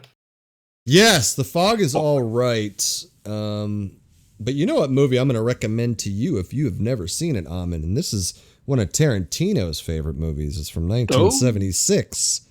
Assault on Precinct 13. If you get a chance, I think you might want to check that one out. Not your typical John Carpenter movie at all, because John Carpenter tends to lean with a little weird and horror. Yeah. This movie is a straight up like an assault on a fucking on a police station, but it's very good. Very good. Okay. I watched it because of Tarantino recommending it. So but yep. You know, I've mentioned it before too. They Live, one of my favorites. I've seen that. He made, I mean, look at that. They Live, Big Trouble, Starman, The Thing, Escape from New York, all made my 80s list. So, They Live was charming, actually. Even though it's super trashy, but I liked it. It's so good. He's here to kick ass and chew bubblegum. Yeah. And he's all out of bubblegum. And I still say the fight scene in the alley between Roddy Piper and Keith David is one of my favorites of all time. I love that fight. Big statement. It's like 2 minutes of just brawling, beating the shit out of each other. And also, I know you said you like Chevy Chase. Memoirs of an Invisible Man is very good, though. It's kind of it's Sam Neill's in that, but then you got to deal with Daryl Hannah. So, Oh. I do like Memoirs of an Invisible Man, though. I would not recommend Escape from L.A. in any fashion. Isn't that just the same movie again? The exact same movie, but worse than in L.A. I mean, I like Kurt Russell. Jamie and Peter Fonda in it. That is the worst Peter Fonda role you're ever going to see, man. He was terrible in that. He plays the surfer dude in it. And it's cringy. Yeah. Cringy. Right. Okay. Next one. Like we always say that directors have a certain style. This one certainly has. David Lynch. I would say so. Mm-hmm. David Lynch is like one of the most distinct directors. He does his own thing, and it's pretty trippy most of the time. I actually heard that like The Straight Story is now coming to Disney Plus, so I will check that out. Yeah, when I read the news, it was called David Lynch comes to Disney Plus or something, you know. Yeah. And I was like, what? He's making a movie for Disney? What the fuck? But no, it's just that The Straight Story is available on Disney Plus. It's the most un-Lynchian movie you'll ever see. Right. The only one that probably is fit for Disney. Yeah. Yeah. Yeah, David Lynch is kind of he has a cult following. My brother is a big fan. My dad is a huge fan. And actually, my brother, he never rates something 10 out of 10. Mm-hmm. But he just told me that Twin Peaks, the new Twin Peaks show, is one of his 10 out of 10s. I like to hear that. That's good because I'm interested in watching that. So me too. But I still have to finish season 2. And I don't know. Something is holding me back. I think you need to watch season 2, and then you also got to sneak in Firewalk with Me. Of course. The prequel. Yeah. But it's not that I'm not a huge fan of his movies, but I still like David Lynch a lot because he is so different. I think and he's a cool guy. This is another one that we agree on, that he's a cool dude. He does his own thing. It's not really for you and me, but we definitely appreciate his style and his approach to filmmaking. And I think everybody should have seen some of his movies once. I think if you're a fan of film like you and me, I think you gotta go down a little bit of a rabbit hole and see if you're a fan or not. You know, because his movies might speak to you differently than you and me. They might speak to them like, you know, your dad and your brother. Yeah, I think the easiest film to get into Lynch is Blue Velvet because it's kind of crazy already, but it's not as much out there as Lost Highway, you know, or Mulholland Drive. Like Blue Velvet is still accessible. And that's the best word for it. Yeah, accessible. I just got a follow. Thank you. It's a friend of mine. Ooh. I should turn the alerts off because for the recording, that's not good. King is fucking brilliant. Yeah. I don't know how to juice. I don't know how to turn off the alert though. Like the sound. Do you have? Anyway, let's do that next time. Yeah. Let's not get. Yeah, Blue Velvet is kind of accessible, I believe. Lost Highway. Like if you start with Lost Highway, you're gonna have a hard time, I think, because that movie is so different from everything I've seen. Mm-hmm. And it's probably my least favorite Lynch movie actually, because it's too much of his style actually.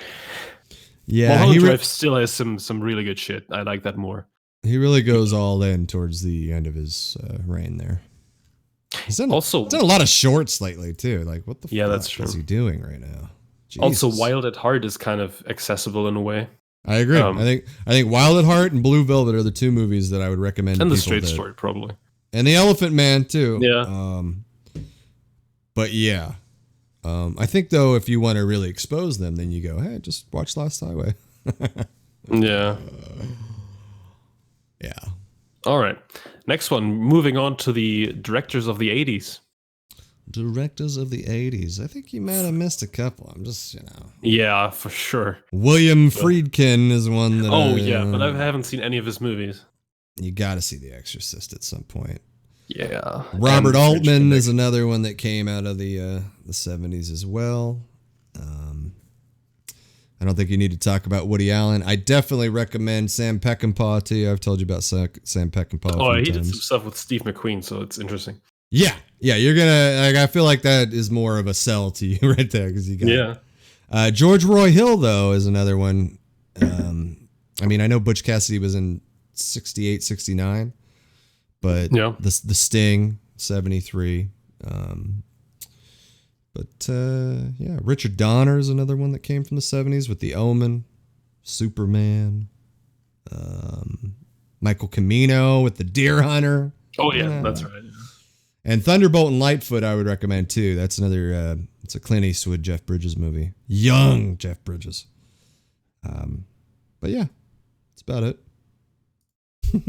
All right. Then 80s directors? 80s directors. The first one on my list is Sam Raimi. Raimi? Yeah. The Evil Dead Man. Yeah. And then Spider-Man and Darkman.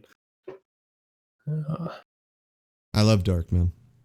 I haven't seen that. I would like to see it, though. I love Darkman. I love, I like a lot of his movies. I think Drag Me to Hell is fantastic. Shout out to Justin Long again. But yeah, Sam Raimi, I think I've mentioned it before. A Simple Plan. One of my favorite movies right there. Bill Paxton, Billy Bob Thornton. It's killer movie, man, about these three people that find money. And then what happens to them after that. Killer. I'm really excited, too. I hope he directs the Doctor Strange sequel. Oh, yeah, it's rumored. I've just seen that, yeah. I don't think it's been signed yet, but it would be really awesome to see him get that. There's always some wackiness about his movies, though. Like, that's why I'm not a huge fan of the Spider-Man movies. They're just too cheesy for me. Well, I will say, though, the Spider-Man 2, I think, is the best one. I think Spider-Man 2... Yeah, for sure, but it's still, for me, not a good film. I disagree. I think it's a good film. Yeah. I don't really like the first one. I hate the third one with a passion, even though I think everybody does. The problem, the third one pisses me off so much because they do Sandman so well, but then they do this Thomas Hayden Church. Then they do this whole thing where Sandman killed his uncle, and it's just like, what the fuck? Why? They did the same thing with Tim Burton's Batman. Where they had the Joker kill the parents. It's just like, you don't have to connect everything, people. Just get a grip. Yeah, that's also another good thing about Star Wars. Everything is always connected. It's very connected. Don't like that. Very connected. But yeah, also stuff like Army of Darkness, which is great, is really cheesy in a good way though. And The Quick and the Dead, of course. There's a movie called The Gift with Cate Blanchett. I think it's on Prime. Somebody recommended that to me. I was not impressed with that. I remember when it came out, my grandma really liked it. Some people, and I bring up my grandma a lot, but that's one that she. I don't know. Maybe Hilary Swank. Maybe you will like it. I don't know, but I never thought that was that good of a movie. Yeah, I'll see. Yeah. Anyway, next one, where we got to go a little faster, I believe. Yeah. Jim Jarmusch. We might have to do a director's part 2. Yeah, maybe. Because I know you're gonna want to touch the 2000s and 2010s. So. Yeah, but especially the 90s. Jim Jarmusch, not for me. I'll just say it right off the bat. Yeah, he's also he has a distinct style. He's not as crazy as David Lynch, but he's still kind of crazy. I never cared about Ghost Dog, The Way of the Samurai. Ghost Dog I liked. I don't like Ghost Dog. Yeah, it's a weird movie though. I don't really like Forrest Whitaker even though Forrest Whitaker has been in so many movies that I love. Yeah, he's always whispering. I like Deadman though. Deadman was good. That was the Johnny Depp. Yeah. The Johnny Depp one, yeah, and Lance Henriksen. Also, I've seen one of his later movies, Patterson, with Adam Driver. That was a good one. Very, very weird movie, but I liked it. The Driver. I heard his last movie, The Dead Don't Die, kind of sucked. Great title. The Dead Don't Die. Yeah. I mean, it's a zombie movie. It fits. But yeah, I would never call him one of my favorite directors. I mean, I don't even really care about him that much. But he's kind of special, so I wanted to mention him. No, I agree with you. I think he's in that Lynch category. So yeah, a bit, but he's not as good as Lynch. I don't think so either. But I think that you would find a community of people that would argue that because he's a following, of course. Very culty director. So yeah. Next one on the list is Oliver Stone. Oh yeah, one of your favorites. Absolutely, 100%. And I never really cared for him, but maybe that's why I never saw JFK or Born on the 4th of July and stuff. Mm-hmm. Talk Radio. Platoon is good. Salvador with James Woods. Even Wall Street. I think some of the not recent, but his later movies like U-Turn I thought was pretty good. U-Turn's a little Natural Born Killers-esque, but a little bit more grounded than Natural Born, because Natural Born Killers, he just loses it. He goes crazy. And then also W. I've mentioned W a few times. I think W is severely underrated. I think Josh Brolin as George W. Bush was fucking great. Yeah, I gotta see that.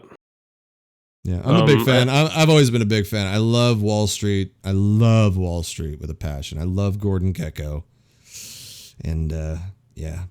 I mean, you love Platoon as well, and The Doors. I do love Platoon. I do love The Doors. I just think he was a very, very good director. And let's not forget, he wrote Conan the Barbarian, so he's been in my life for a long time. Yeah, I mean, I'm not saying that he's bad. It's just not really. He's not one of my guys. He's a little weird too. I heard that Alexander is terrible. Oh yeah, I would really like to hear what you think about Alexander, though, dude. I would love to hear what you think about that. Yeah, but it's a long movie, so it's not gonna be fun. Oh, you got to go ultimate cut. Ultimate cut, like 3.5 hours. Yeah, but also then I have to see how terrible Colin Farrell used to be. I mean, there's a lot of examples of that, but yeah. Yeah. Have you seen SWAT? That's not a good movie. SWAT. Yeah. Yeah. Also, dude, Savages by Oliver Stone from 2012. That movie sucked. Yeah. Also, it doesn't feel like an Oliver Stone movie. What was that? Taylor Kitsch and Aaron Taylor-Johnson in the lead. Yeah. And Blake Lively. And like the best thing in the movie is Benicio del Toro as the villain. That's the only thing that makes it memorable for me. And Snowden was all right, I guess. I had issues with Snowden. I thought the movie was okay. I didn't... Yeah, it was okay. It wasn't that memorable, but Joseph Gordon-Levitt did a good job. Yeah. He always does a good job, though. That is true, yeah. Now it's your boy again, Wolfgang Peterson. Yeah. Wolfgang. The Wolfgang. Yeah. I've said it before. In the Line of Fire is one of my favorites by him. I haven't seen much of him. I've seen Das Boot. I've seen Troy, and I've seen his latest movie, Four Against the Bank, which is a German crime comedy that's so bad. I don't. You told me about that with Hugo Stiglitz. Yeah, right. Yeah, and I saw half of Enemy Mine like a few years ago. Well, this guy made an impression on me at a very young age with Neverending Story. So he was he did that. He was in my shit for a while there. And then I remember when I got into like film and shit in the 90s, I went back and I watched Das Boot. I've always appreciated Das Boot. But the run that he had here of Shattered, In the Line of Fire, Outbreak, Air Force One, and this movie I think is pretty underrated with George Clooney and Mark Wahlberg. I would almost say that's one of George Clooney's best acting performances, The Perfect Storm. Perfect Storm is a great fucking flick. It's very, very depressing movie. It has a good cast. That makes it interesting. John C. Reilly, William Fichtner. I kind of wish Troy would have been the last movie he did because Poseidon was terrible. Like, I really like Troy though. I think Troy is great. Yeah, I think Troy is very great action scenes. Yeah, the only issue I would have with Troy is they do have some CGI elements in there, which kind of hurt a little bit. And then I also would say director's cut again. You got to go director's cut on Troy. I haven't seen that in a while. But Poseidon, I would not recommend. I would definitely recommend Shattered, In the Line of Fire, and Outbreak, and Perfect Storm, like 100%. Have you seen Enemy Mine? Oh yeah, back in the day. Is it good? I wouldn't recommend it to anyone. It's not one of my favorites. That's harsh. Okay. It's hard to recommend a Dennis Quaid film, you know? Okay. I love Dennis Quaid, but I think he's a bad actor. I really do. Yeah, he never made an impression for me. Yeah. So anyway, next one is one of my boys, actually. Alan Parker. Oh, yeah. Go. The one that I discovered last year when my dad recommended some movies to me, and I noticed this guy is so good, and I never heard of him. That's weird. I think Underrated. The first thing I saw The Life of David Gale, his last movies, a couple years ago, and I didn't like it. It was okay, but it's one of the few movies where I figured out the twist in the within the movie. which ruined the experience for me. Yeah. Which is super weird because with Angel Heart, I feel like the twist is kind of obvious, but I didn't figure it out. But it's so good too. Yeah, so good. Right. Angel Heart is his best movie for me because that's one of the darkest movies I've ever seen. Completely agree with you. Dark shit. Agree. Yes. Birdie is interesting, but kind of weird, and I'm not a huge fan of Matthew Modine, and I don't think you're like no. I think my dad gave me Pink Floyd The Wall, and I gotta check that out. Mm-hmm. It's worth a watch. Yeah. I would recommend to you Midnight Express from 1978. And The Commitments, probably. I would recommend Midnight Express, The Commitments, The Road to Wellville, Angela's Ashes. Those are the recommendations that I would say. Yeah, and also I've seen Mississippi Burning, which is also good. He can do depression and unsettling very well as well, this guy. And Angela's Ashes, Mississippi Burning, they're all, examples of that. Even Angel Heart is it's unnerving, that movie. Angel Heart is fucking unsettling. And Midnight Express, I don't know if you know what it's about, but it's about a guy that he's trying to smuggle weed out of Turkey and gets caught at the airport, and he has to go to a Turkish prison. I would love, because it's from the 70s and it's kind of dated, I would love a fucking reboot, a remake of that, actually, because that's a great story, Midnight Express. But I agree with you 100% that Angel Heart is the shit. Yeah, and I feel like Alan Parker is kind of underrated. Not a lot of people know him. And I thought he was dead, but he's still alive, but he didn't make a movie since 2003. That's crazy. Yeah, he's old, though. Like, he's definitely... Yeah, but he's younger than Ridley Scott or Clint Eastwood. And I have to admit, The Commitments is an interesting movie because it... I would definitely recommend it. I would like to see what you think about The Commitments. Yeah. Because I saw that way back in the day. Very musical, but not musical. Strange. Band movie, I guess you would say. Looks good. And then also The Road to Wellville. It's got a horrible rating here, but I mean it's a fun movie. Like, it's not a serious movie by any stretch. It's kind of a weird, strange movie about the Kellogg's guy, John Harvey Kellogg. All right. Pretty good cast too. Next one is The Man, Robert Zemeckis. Oh, I mean, he did some quite legendary movies. Good fucking pull here. Yes, I agree with you. I mean, he's a no-brainer. You have to include him in such a list, Very Ron Howard Spielberg-esque. I put all three of them in that same category in a way. Yeah, but I feel like Robert Zemeckis is more on the family movie side of things. Like, his movies are never as dark, or Spielberg can do some dark shit. Well, I don't know if you saw What Lies Beneath. No, but that was kind of his Hitchcock homage kind of feel of a movie. Pretty good, because I know you like Harrison Ford. Yeah. James Remond. And I'm actually a fan of Castaway. I've always liked Castaway. Castaway is great. I think Castaway is... I know a lot of people make fun of Wilson and all that shit, but that movie rips my fucking heart out, especially when he, spoiler, when he gets back and it's like he's got nothing, it's fucking... Yeah, it's depressing. I mean, he's got I take back what I said. I mean, he's got the girl, obviously there's kind of some hope that he's driving to see that chick. And yeah, of course, that's how movies are. You get a little hope at the end. But overall, just to see I would love to watch it again, too. I've seen it maybe 3 times. And I remember first time I saw it, I really enjoyed it. Second time, I was just like, man, this movie's fucking great. And the third time, I even enjoyed it even more. So I think that movie probably aged well.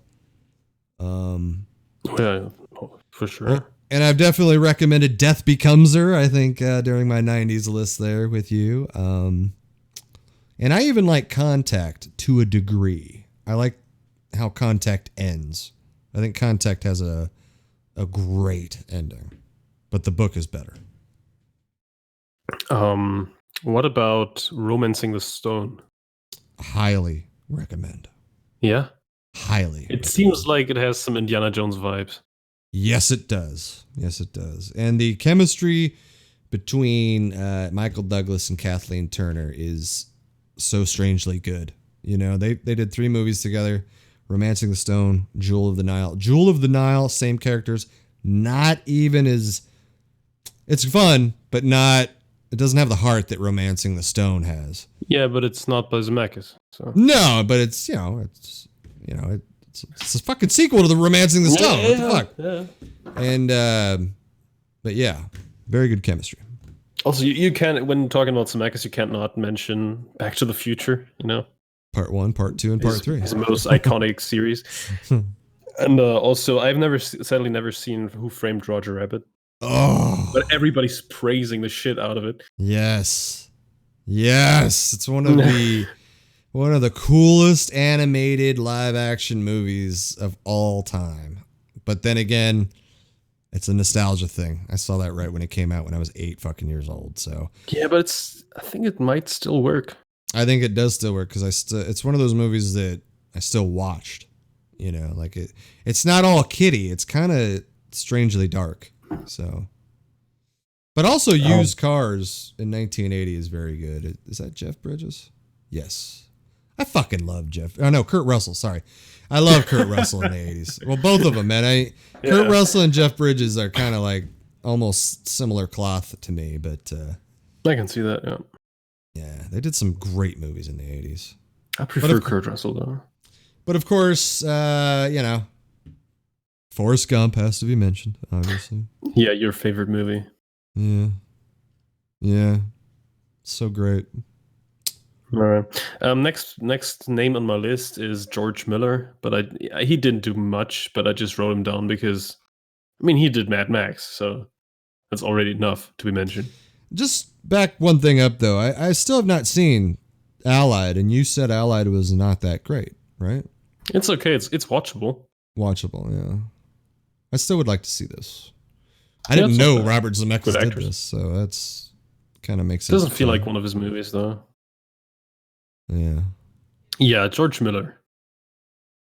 Well, I will say too that going back to Zemeckis, he did a big swing and the miss with the Polar Express and Beowulf. He was really pushing for that CGI fucking taking over shit, and that just did not pan out for the man. So no, has to be said. Has to be said. George Miller, who did 2 kinds of films. He did Mad Max and he did Happy Feet. And family movies, yeah. Yeah, it's weird. It's very super weird. But yeah, like Mad Max Fury Road, it's weird that he came back after so many years with Mad Max Fury Road and just, one of the best movies ever, instantly. Well, he did also... I'm hyped for The Wasteland. He did one of my favorite Jack Nicholson movies where Jack Nicholson plays the devil, is The Witches of Eastwick. Highly recommend this movie, The Witches of Eastwick. But if you want to see a fucking different movie by George Miller that's very depressing. Oil? Yes, that is so fucking depressing, that movie. Isn't that like similar to Awakenings? No, not really. No. But it's like the same premise, isn't it? It's about a kid. I mean, it's about a couple that, struggling with their child. Not so much. I think it's based on true events. Yeah. Oh, okay. Yeah, but I mean, you can't not talk about it. It's so strange to see this guy with his Babe, Pig in the City, which was, strange. Yeah. And then Happy Feet 2. So weird. And then Fury Road. It's so weird. Like, it's interesting, this guy. And I gotta say too, like, this guy could have shaped the DC universe had his Justice League came out. And I'm really sad that never did, because the Armie Hammer Batman could have been pretty cool. Oh, okay. I don't know if you know about that. Justice League Mortal. It was called Justice League Mortal. Everybody was like signed on, but it never came to fruition. So, Armie Hammer Batman sounds like that would have been cool. Yeah, he was signed to play Batman for that movie. That's so sad. Yeah. Yeah. Isn't it weird that this guy was 70 when he did Fury Road, and it's his best movie ever? It's pretty fucking badass, Yeah, right. He just came out of nowhere and did like his magnum opus. To me, it's very cool that he, I'm glad that it was him. I'm glad that this is the Mad Max man. Like I was so, and the fact that he came out and did, like you said, the best movie that he's ever done is, because I don't think anyone expected Fury Road to be that good. No. And now he's making the sequel, which is cool. And I just hope that it's on the same level of brilliance. I think it'll be pretty good. Oh yeah, it's supposed to be a prequel. If it ever gets made, because I think we got to do a disclaimer that all these movies that have been announced, they might not even get made. We might all die. Yeah, right. Anyway, next one. Ron Howard. You just mentioned him. So are we still in the 80s? Yeah. All right. So I think that we should shift the 90s, 2000s, and 2010s to probably next week's show then. Yes. Okay, maybe just like the 90s only, maybe. I have so many names from the 90s and 2000s. That would be, I'd be fine with that. Yeah. Because it is hard to not talk about the movies that these directors have, Yeah. All right. What'd you say? Ron Howard? I'm sorry. Ron Howard. Sorry about that. I'm a big fan of Ron Howard. But again, one of those directors kind of like Spielberg that can make kind of a bad movie here and there, but but he still has it. Oh, he still has it. Yeah. Especially with Rush. We've talked about Rush. Yeah, Rush was surprising. I loved Rush. In fact, I would watch that right fucking now. The problem with Rush, though, is, which is a weird problem that only I have, the color grading. I don't like the look of the movie. And it's the same for In the Heart of the Sea. I don't know what it is. It's some sort of like... I still haven't seen In the Heart of the Sea. There is some artificial look about that color grading. I don't know. It's... don't like it. But anyway, I think those are the only two movies he did with that look. I recently saw Frost Nixon, which was absolutely good. Huh? Not surprisingly. I knew it was going to be good, but it really got me. I like it a lot. But what I don't like about Ron Howard's movies, I don't like the Dan Brown movies. Oh yeah, I was actually you and me are on the same page here. Like that kind of. I've said before, like a franchise getting locked in. It's weird too because sometimes a director will like make. I expected him to make Da Vinci Code and walk away, but the fact that he stuck with it. He did Angels and Demons and he did Inferno, and Inferno fucking sucks. I will say though, Angels and Demons is all right. I like Angels and Demons. I've always loved that book. In fact, I got to say, I love all these Dan Brown books. What upset me is the fact that they skipped the Lost Symbol and didn't make that, and then they made Inferno instead. That always bothered me because the Lost Symbol is my favorite out of those books. And Inferno was not good.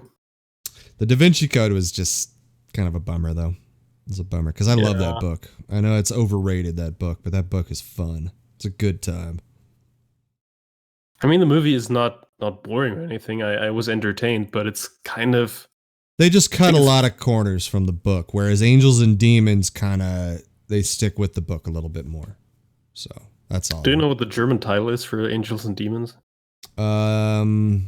Illuminati. Well, I mean, it makes sense. It's about the Illuminati, so... Yeah. And I do like Ewan McGregor in that film, but... He directed a very dark ass Western though in there with Tommy Lee Jones. The Missing. The Missing, That's on Prime as well, yeah. Yeah, I wonder what you'd think of The Missing. The Missing is okay. It's all right. Oh, it is Aaron Eckhart and Val Kilmer. I'm in. But recently, dude, like Solo that he did Solo was, I think he did well. Mm-hmm. And yeah, as I said, many people give it shit for no reason. I fell in love with this man during the 80s with Splash. I can see that, yeah. Cocoon, Gung Ho, Willow, Parenthood. Continued in the 90s with Backdraft, Far and Away, The Paper, Apollo 13, Ransom. I even like Ed TV with Matthew McConaughey. And but I think his best film, by far, 100%, is A Beautiful Mind. Yeah. I can agree. Mind. I think that's one of the best movies ever made, though. I love that fucking movie. No, I can agree. Yeah. Cinderella Man. Did you ever see Cinderella Man, though? No. And I really want to see Willow. Yeah, I want to know what you think about Willow. I'm telling you, that's the coolest fucking Val Kilmer ever. Right? Well, see, you can't say Tombstone? That because of Tombstone. Yeah. They're both so good, though. They're both so good. Because Willow would not be even good at all without Val Kilmer. So. Oh, really? Yes, 100%. Okay. He provides that comic relief that you need in that movie. Yeah. All right. Next one on the list is the guy who's bringing us 4 more Avatar movies, James Cameron. My boy Jimmy. Yeah, who I always felt like he was overrated, but I haven't seen any of his movies back then, except for like, I don't know. I never liked Terminator 2 that much. Okay. But maybe I was just too young to. I don't know. I thought didn't you recently watch the Terminator? No, the first one. Okay. Which is good. I like the first one a lot. You like the first one? And I never liked Avatar, so I don't know. I never thought of James Cameron as a cool guy until I saw Aliens and True Lies and shit. You know, I even do like Titanic. It's weird. Oh yeah, no, I think it's hard not to like Titanic. It's a good historical piece, you know. Yeah, it's like a 7 out of 10. You know, it's not like that I'm like crazy about watching it over and over. But it's good. But like when that ship sinks, dude, that scene is fucking well crafted. That shit kicks into high gear. I mean, it's tough to go against that one, but dude, I'm looking at his director's list right now, and it's just like, oh my god, Avatar. No, I'm just looking at this Avatar 2, Avatar 3, Avatar 4, Avatar 5, and I'm just like, it almost makes me cringe a little. Like, oh my god, why is he doing this? It's so weird. So weird. Is anybody asking for it? Is anybody hyped? I don't know. Nobody. Yeah. I mean, I could see a trilogy, but the fact you're just like, we're doing 5, goddammit. Yeah, and he took so much time in between. Yeah. For what reason? I don't know. But yeah, True Lies is great. I really have to see The Abyss. Yeah, and then I have seen all his movies. I think you will enjoy The Abyss. Yeah. Oh, his first movie is weird. His first movie is Piranha Part 2. The Spawning. Piranha 2, The Spawning, yeah. 3.7. James Cameron's got such a cool story, though, man. He was a truck driver, taught himself how to write scripts. He went in to sell the Terminator, fucking got on as director. Next thing you know, he's fucking making Aliens. Like, what the fuck? Where did this guy come from? He's one of those guys. He's one of those guys that pisses me off, though, because so after Titanic, he went on this fucking water shit, Expedition Bismarck, Ghosts of the Abyss, Aliens of the Deep, all this shit that nobody asked for that wanted to see. And I just feel like his original stuff, like The Abyss, even Aliens and Terminator, True Lies, to me, those are the best movies. I like Avatar, though. I'll say that I it's not terrible, but it's still a fun ride, but I'm not excited. But I will say that we got to see a preview. I need to see a trailer. Oh yeah, for sure. Yeah. Let's see what happens. Maybe it could be good. I don't know, but I don't know. I think the reason why Avatar worked at the time was because it was like groundbreaking effects, and I don't think you can pull that off again. Like, personally, rather than another Avatar, I would much rather just see him do another Aliens movie. Oh yeah, more than Ridley Scott for sure. I'll agree with that. Or like maybe he could do better Terminator movie. But I don't know. I don't even want more Terminator movies. I think those last 2 Terminator movies sealed the fate. Dark Fate. Yeah, but Dark Fate isn't as bad as Genesis. Agreed. 100%. Yes. Is fucking terrible. But there's so much about Dark Fate that's cringy and I hate to use the word woke, but yeah. Dark Fate really could have been amazing, but they dropped the ball. Yeah. All right, next name on the list, the Coen brothers. Oh, here we go. So they actually started off in the 80s. Even though I think most of their like big movies for me are from the 90s and 2000s. Can I ask what is your favorite Cameron movie? Oh, would it be must Aliens? Be Aliens. Yeah. I agree with that. It's hard to go. That's so fucking good, that movie. Yeah. So, the Coens. The boys. I've seen their first movie, actually, from the 80s, Blood Simple. And that was fairly recently. I wasn't a fan. I think it's kind of boring. It's a little overrated, Blood Simple. Yeah, it's like for a debut, it's pretty not bad, but like then compared to Reservoir Dogs, much better. I mean, it's a strange comparison there. Dude. I know, like, but it's, I mean, it's what the fuck is that? Debut, and anyway. Yeah, that's a stretch. That's a stretch. I wouldn't. I think that's hard to compare directorial debuts to other directors. That's Yeah. Okay. Fair enough. I know you want to prop up. Tarantino as much. as you can, but we're not going to talk about him today. Yeah, we'll talk about him in the 90s. The 90s, so many good. Shit. Anyway, I've never seen Raising Arizona and Miller's Crossing, even though I really want to. Yes. Because you keep telling me they're fucking. Well, I would more recommend Raising Arizona than Miller's Crossing. I think Miller's Crossing is good. Not groundbreaking though. Raising Arizona is special, I think. And I would not recommend Barton Fink to anybody. That is my. It's a John Turturro movie. That is no, not at all. The story is terrible. I think that is their worst movie, and I know there's a following that likes Barton Fink, but I do not like Barton Fink. I think it's highly rated. Yeah, terrible movie. I think the Hudsucker Proxy is okay, but they really came into their own with Fargo. I love Fargo to this day. Huh? And it created a TV show that's fucking great too. But the one that I don't think anyone ever talks about, which I think is probably their most underrated, is The Man Who Wasn't There with Billy Bob Thornton. My dad keeps telling me about that one. There we go. I tell you, your dad, smart man. I have that on. I know. I have that on DVD actually. That movie. Nice. Shout out to Almond's dad for The Man Who Wasn't There, because this is one of those movies that like I have told people to watch throughout time. And nobody ever seems to hear about it because it like came and went at the theater. But I highly recommend that movie, The Man Who Wasn't There. It's a little weird, but in a good way. Yeah, you don't want to talk about The Big Lebowski? I mean, we've talked about Lebowski many times. Yeah, right. I still need to rewatch that to reevaluate. I'm interested in your rewatch. Yeah. Very and Oh Brother, Where Art Thou's fucking great. I like that a lot. I even like Intolerable Cruelty. I like The Lady Killers. And I know you're not really a big fan of No Country, but I think No Country is fantastic. Overrated. No score throughout the whole movie. Love it. Burn After Reading was surprisingly all right. My girlfriend will be happy to hear that. I mean, like... My friend told me it's not good, and when I watched it, I was like, "Yeah, I was going into the movie with a bad feeling, like I wasn't really into the film." Mm-hmm. But then it was actually kind of good. Like I enjoyed it because it's short lived, Like it's not a long movie, and it's quite funny. So yeah, not bad. They're making Macbeth. Okay. Yeah, I've just seen that. Weird. I haven't seen A Serious Man, even though it's with my boy.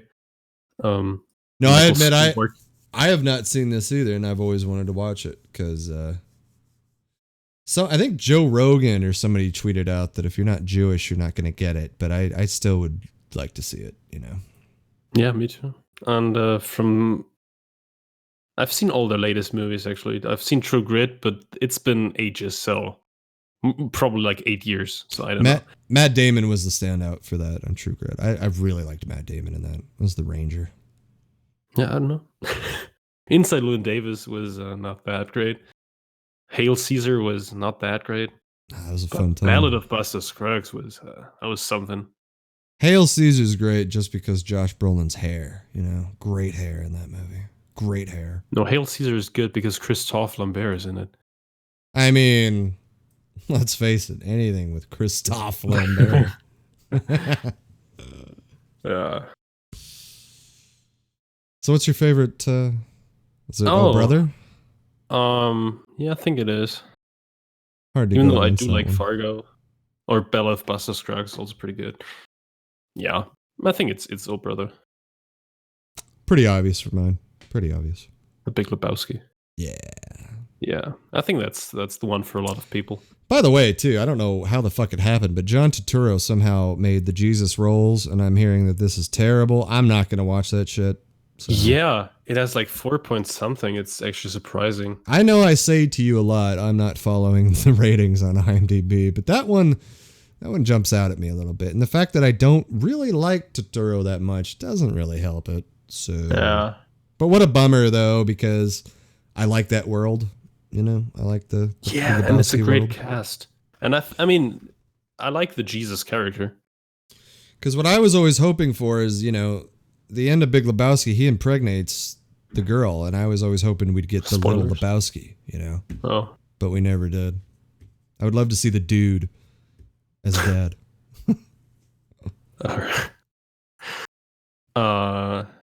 Yeah, second last name on this list is Joel Schumacher.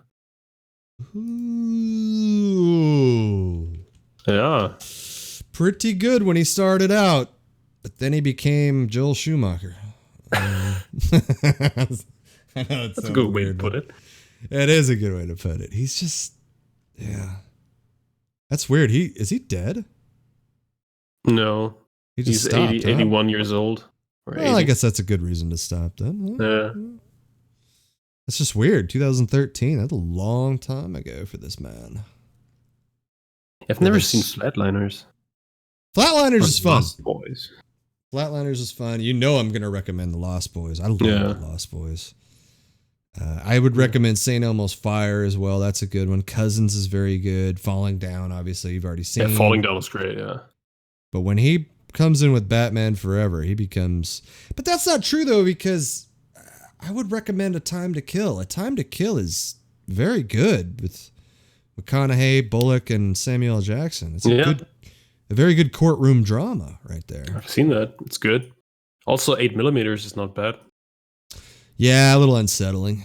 Yeah, but it's not great, but it's not bad. Also, the movie Tigerland, I recently saw that one. That feels like a low budget movie, but it was good. Good call. That was his coming out party. Was Colin Farrell, Tigerland. Yeah, but in that one he's really good actually, even though it's one of his early movies where he from the time he sucked. And Shea Wiggum was really good in that. That's why there was hype with Colin Farrell, because he was good in it, and then all of a sudden he makes a string of bad movies. Oh yeah. And Phantom of the Opera, is that any good? I mean, is that the Gerard Butler movie? Yeah, Gerard Butler and Patrick Wilson. So for me, this is interesting. I remember my family loved it. Like my cousin, she fell in love with it. It's a musical, right? I believe it is, yeah. Yeah, then it's whatever. It's got Emmy Rossum in it, though. I really like her from Shameless, that show. And Patrick Wilson, have to admit. Yeah. I do like Patrick Wilson these days, so. Yeah. That's nice to hear. Yeah, I mean, Bone Tomahawk, man, it does it to you, you know? He's. Oh yeah, by the way, to the folks at home, Bone Tomahawk is leaving Netflix Germany, so if you get the chance, just get a good scare. Watch Bone Tomahawk. Definitely. If anybody out there is listening on this podcast, what's on Spotify, if you like fucking westerns, you haven't seen Bone Tomahawk, watch Bone Tomahawk. Hell yeah. I came close yesterday to clicking Brawl in Cell Block 99. I almost watched that. I would like to see that again, actually. I almost watched Dragged Across Concrete again. I was just looking at it and just like, I need to watch this again.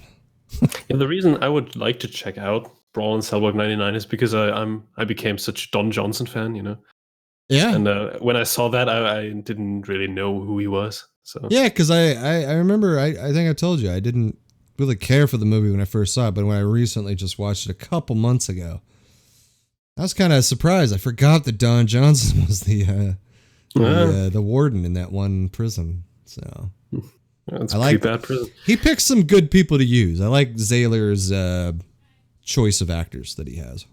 Oh yeah, Don Johnson, Udo Kier. He's a German. He's cool. Jennifer Carpenter. I love Jennifer Carpenter. I know some people don't like her, but I love that chick. I think she's good actress. Her her shit in Dragged Across. That was so rough. That was rough. Yeah, that was rough. And maybe even had more impact on me than the ending, even though the ending is brutal. But I've always loved her ever since Dexter, though. I can see that. I love that chick. Just fiery. All right. The last name on my 80s list is a guy I'm not a huge fan of, Tim Burton. Okay, all right. I could see that, though. Yeah. Let's start off by saying, what's your favorite Tim Burton? It has to be Ed Wood, I think. Or I do like Sleepy Hollow. Oh my god, Beetlejuice 2 was announced. Yeah, I just saw that. I feel like Tim Burton kind of lost it these days. The last movies he did, I don't care for. I didn't see Dumbo, and I don't want to. No, I heard it was pretty bad, man. Yeah, even though it has Colin Farrell. I heard Dumbo was fucking terrible.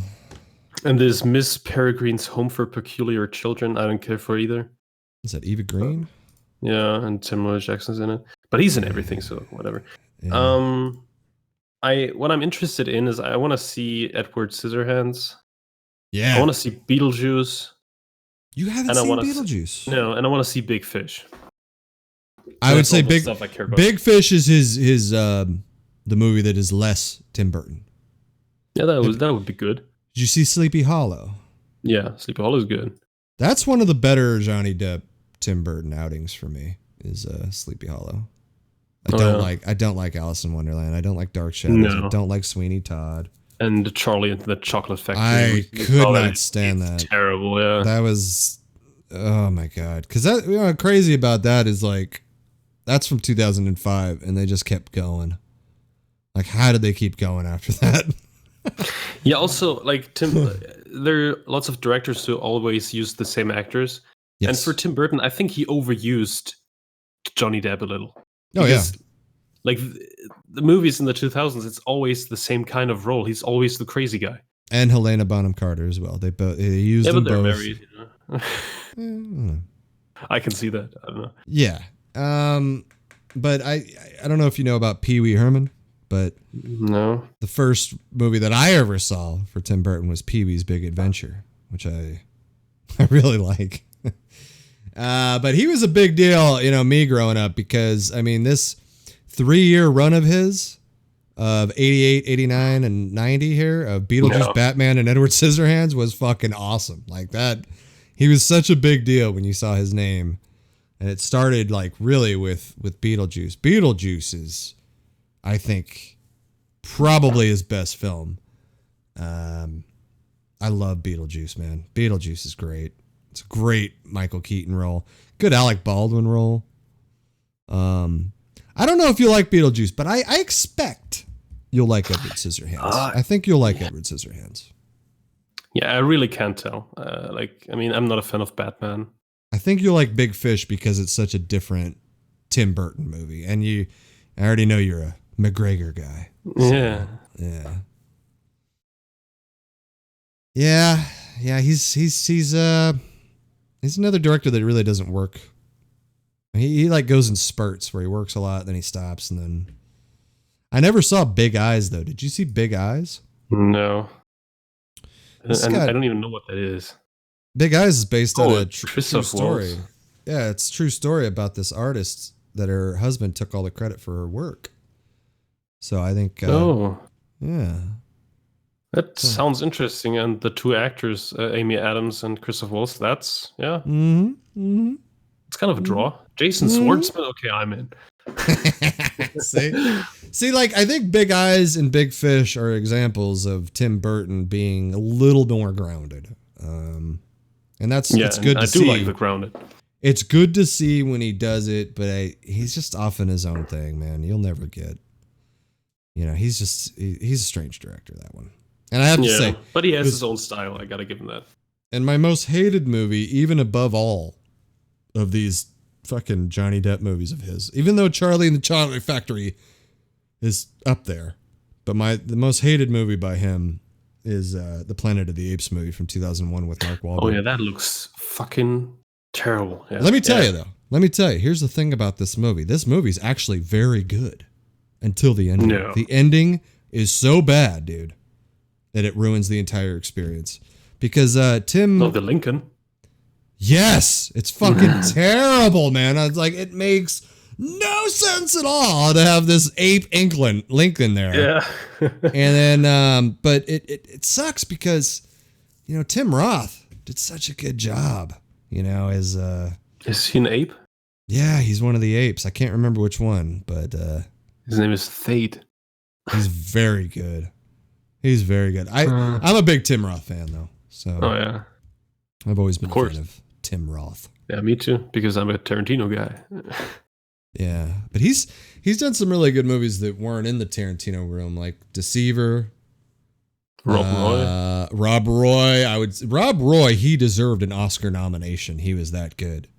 He makes that entire movie. He plays this, foppy, just very eloquent guy, and he's just so irritating and so evil.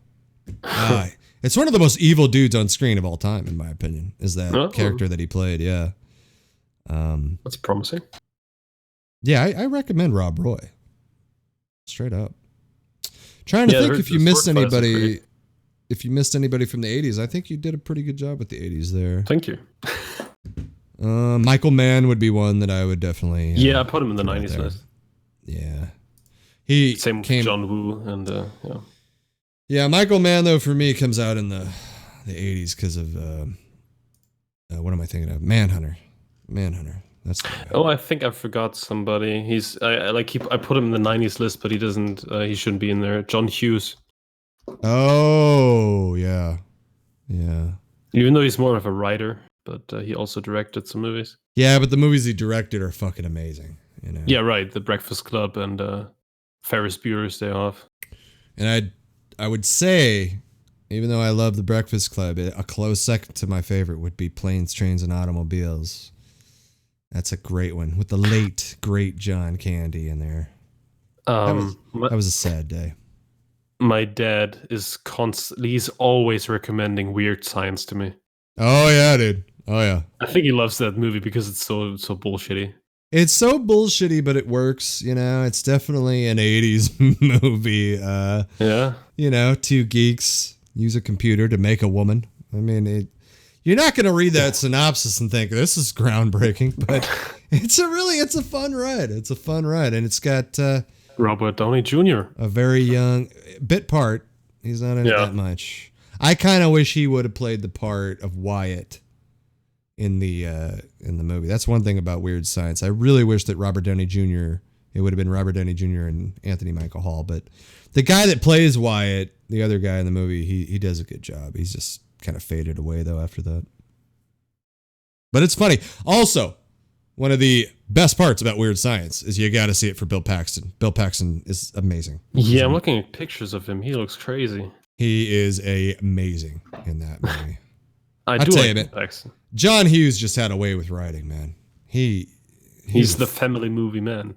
But not only like family, but making it funny and even funny to stand the test of time as well. Because I recently watched Planes, Trains, and I thought, Jesus, man, this holds up. And even Ferris Bueller. Ferris Bueller still holds up, even though it's a story about a rich kid just doing whatever the fuck he wants. Yeah. But I mean, Breakfast Club is kind of a timeless movie. You can still watch it. It holds up, so. It's his best film. I mean, yeah, that's true. It would even go in the argument of one of the best films of all time. So that made your list, didn't it? Yeah, it did. I think Breakfast Club is a movie you should have seen once in your lifetime. So agreed. Yeah. So all right, I think that's it. And next week we're gonna talk about the 90s and maybe the 2000s. I don't know, but maybe just the 90s because there's a lot to talk about in the 90s. They're my favorite directors. So yeah, I'm sorry we couldn't get through it all, but no, I think we should stick to 2 hours. That's better. But not just that, but I think that talking directors, it's a passionate thing. I think for both of us. Yeah, so, right.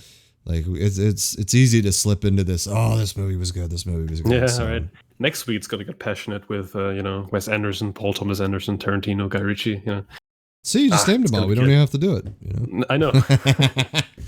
I will do my best then to think of directors maybe you haven't heard of, maybe something like that. I'll see if I can whip up something. Yeah. All right. And I think see you next week and take care. Have a good weekend, man. All right, ladies and gentlemen, that's going to do it. Stairway to Cinema, episode 21. Hope you had a good day. Have a good weekend.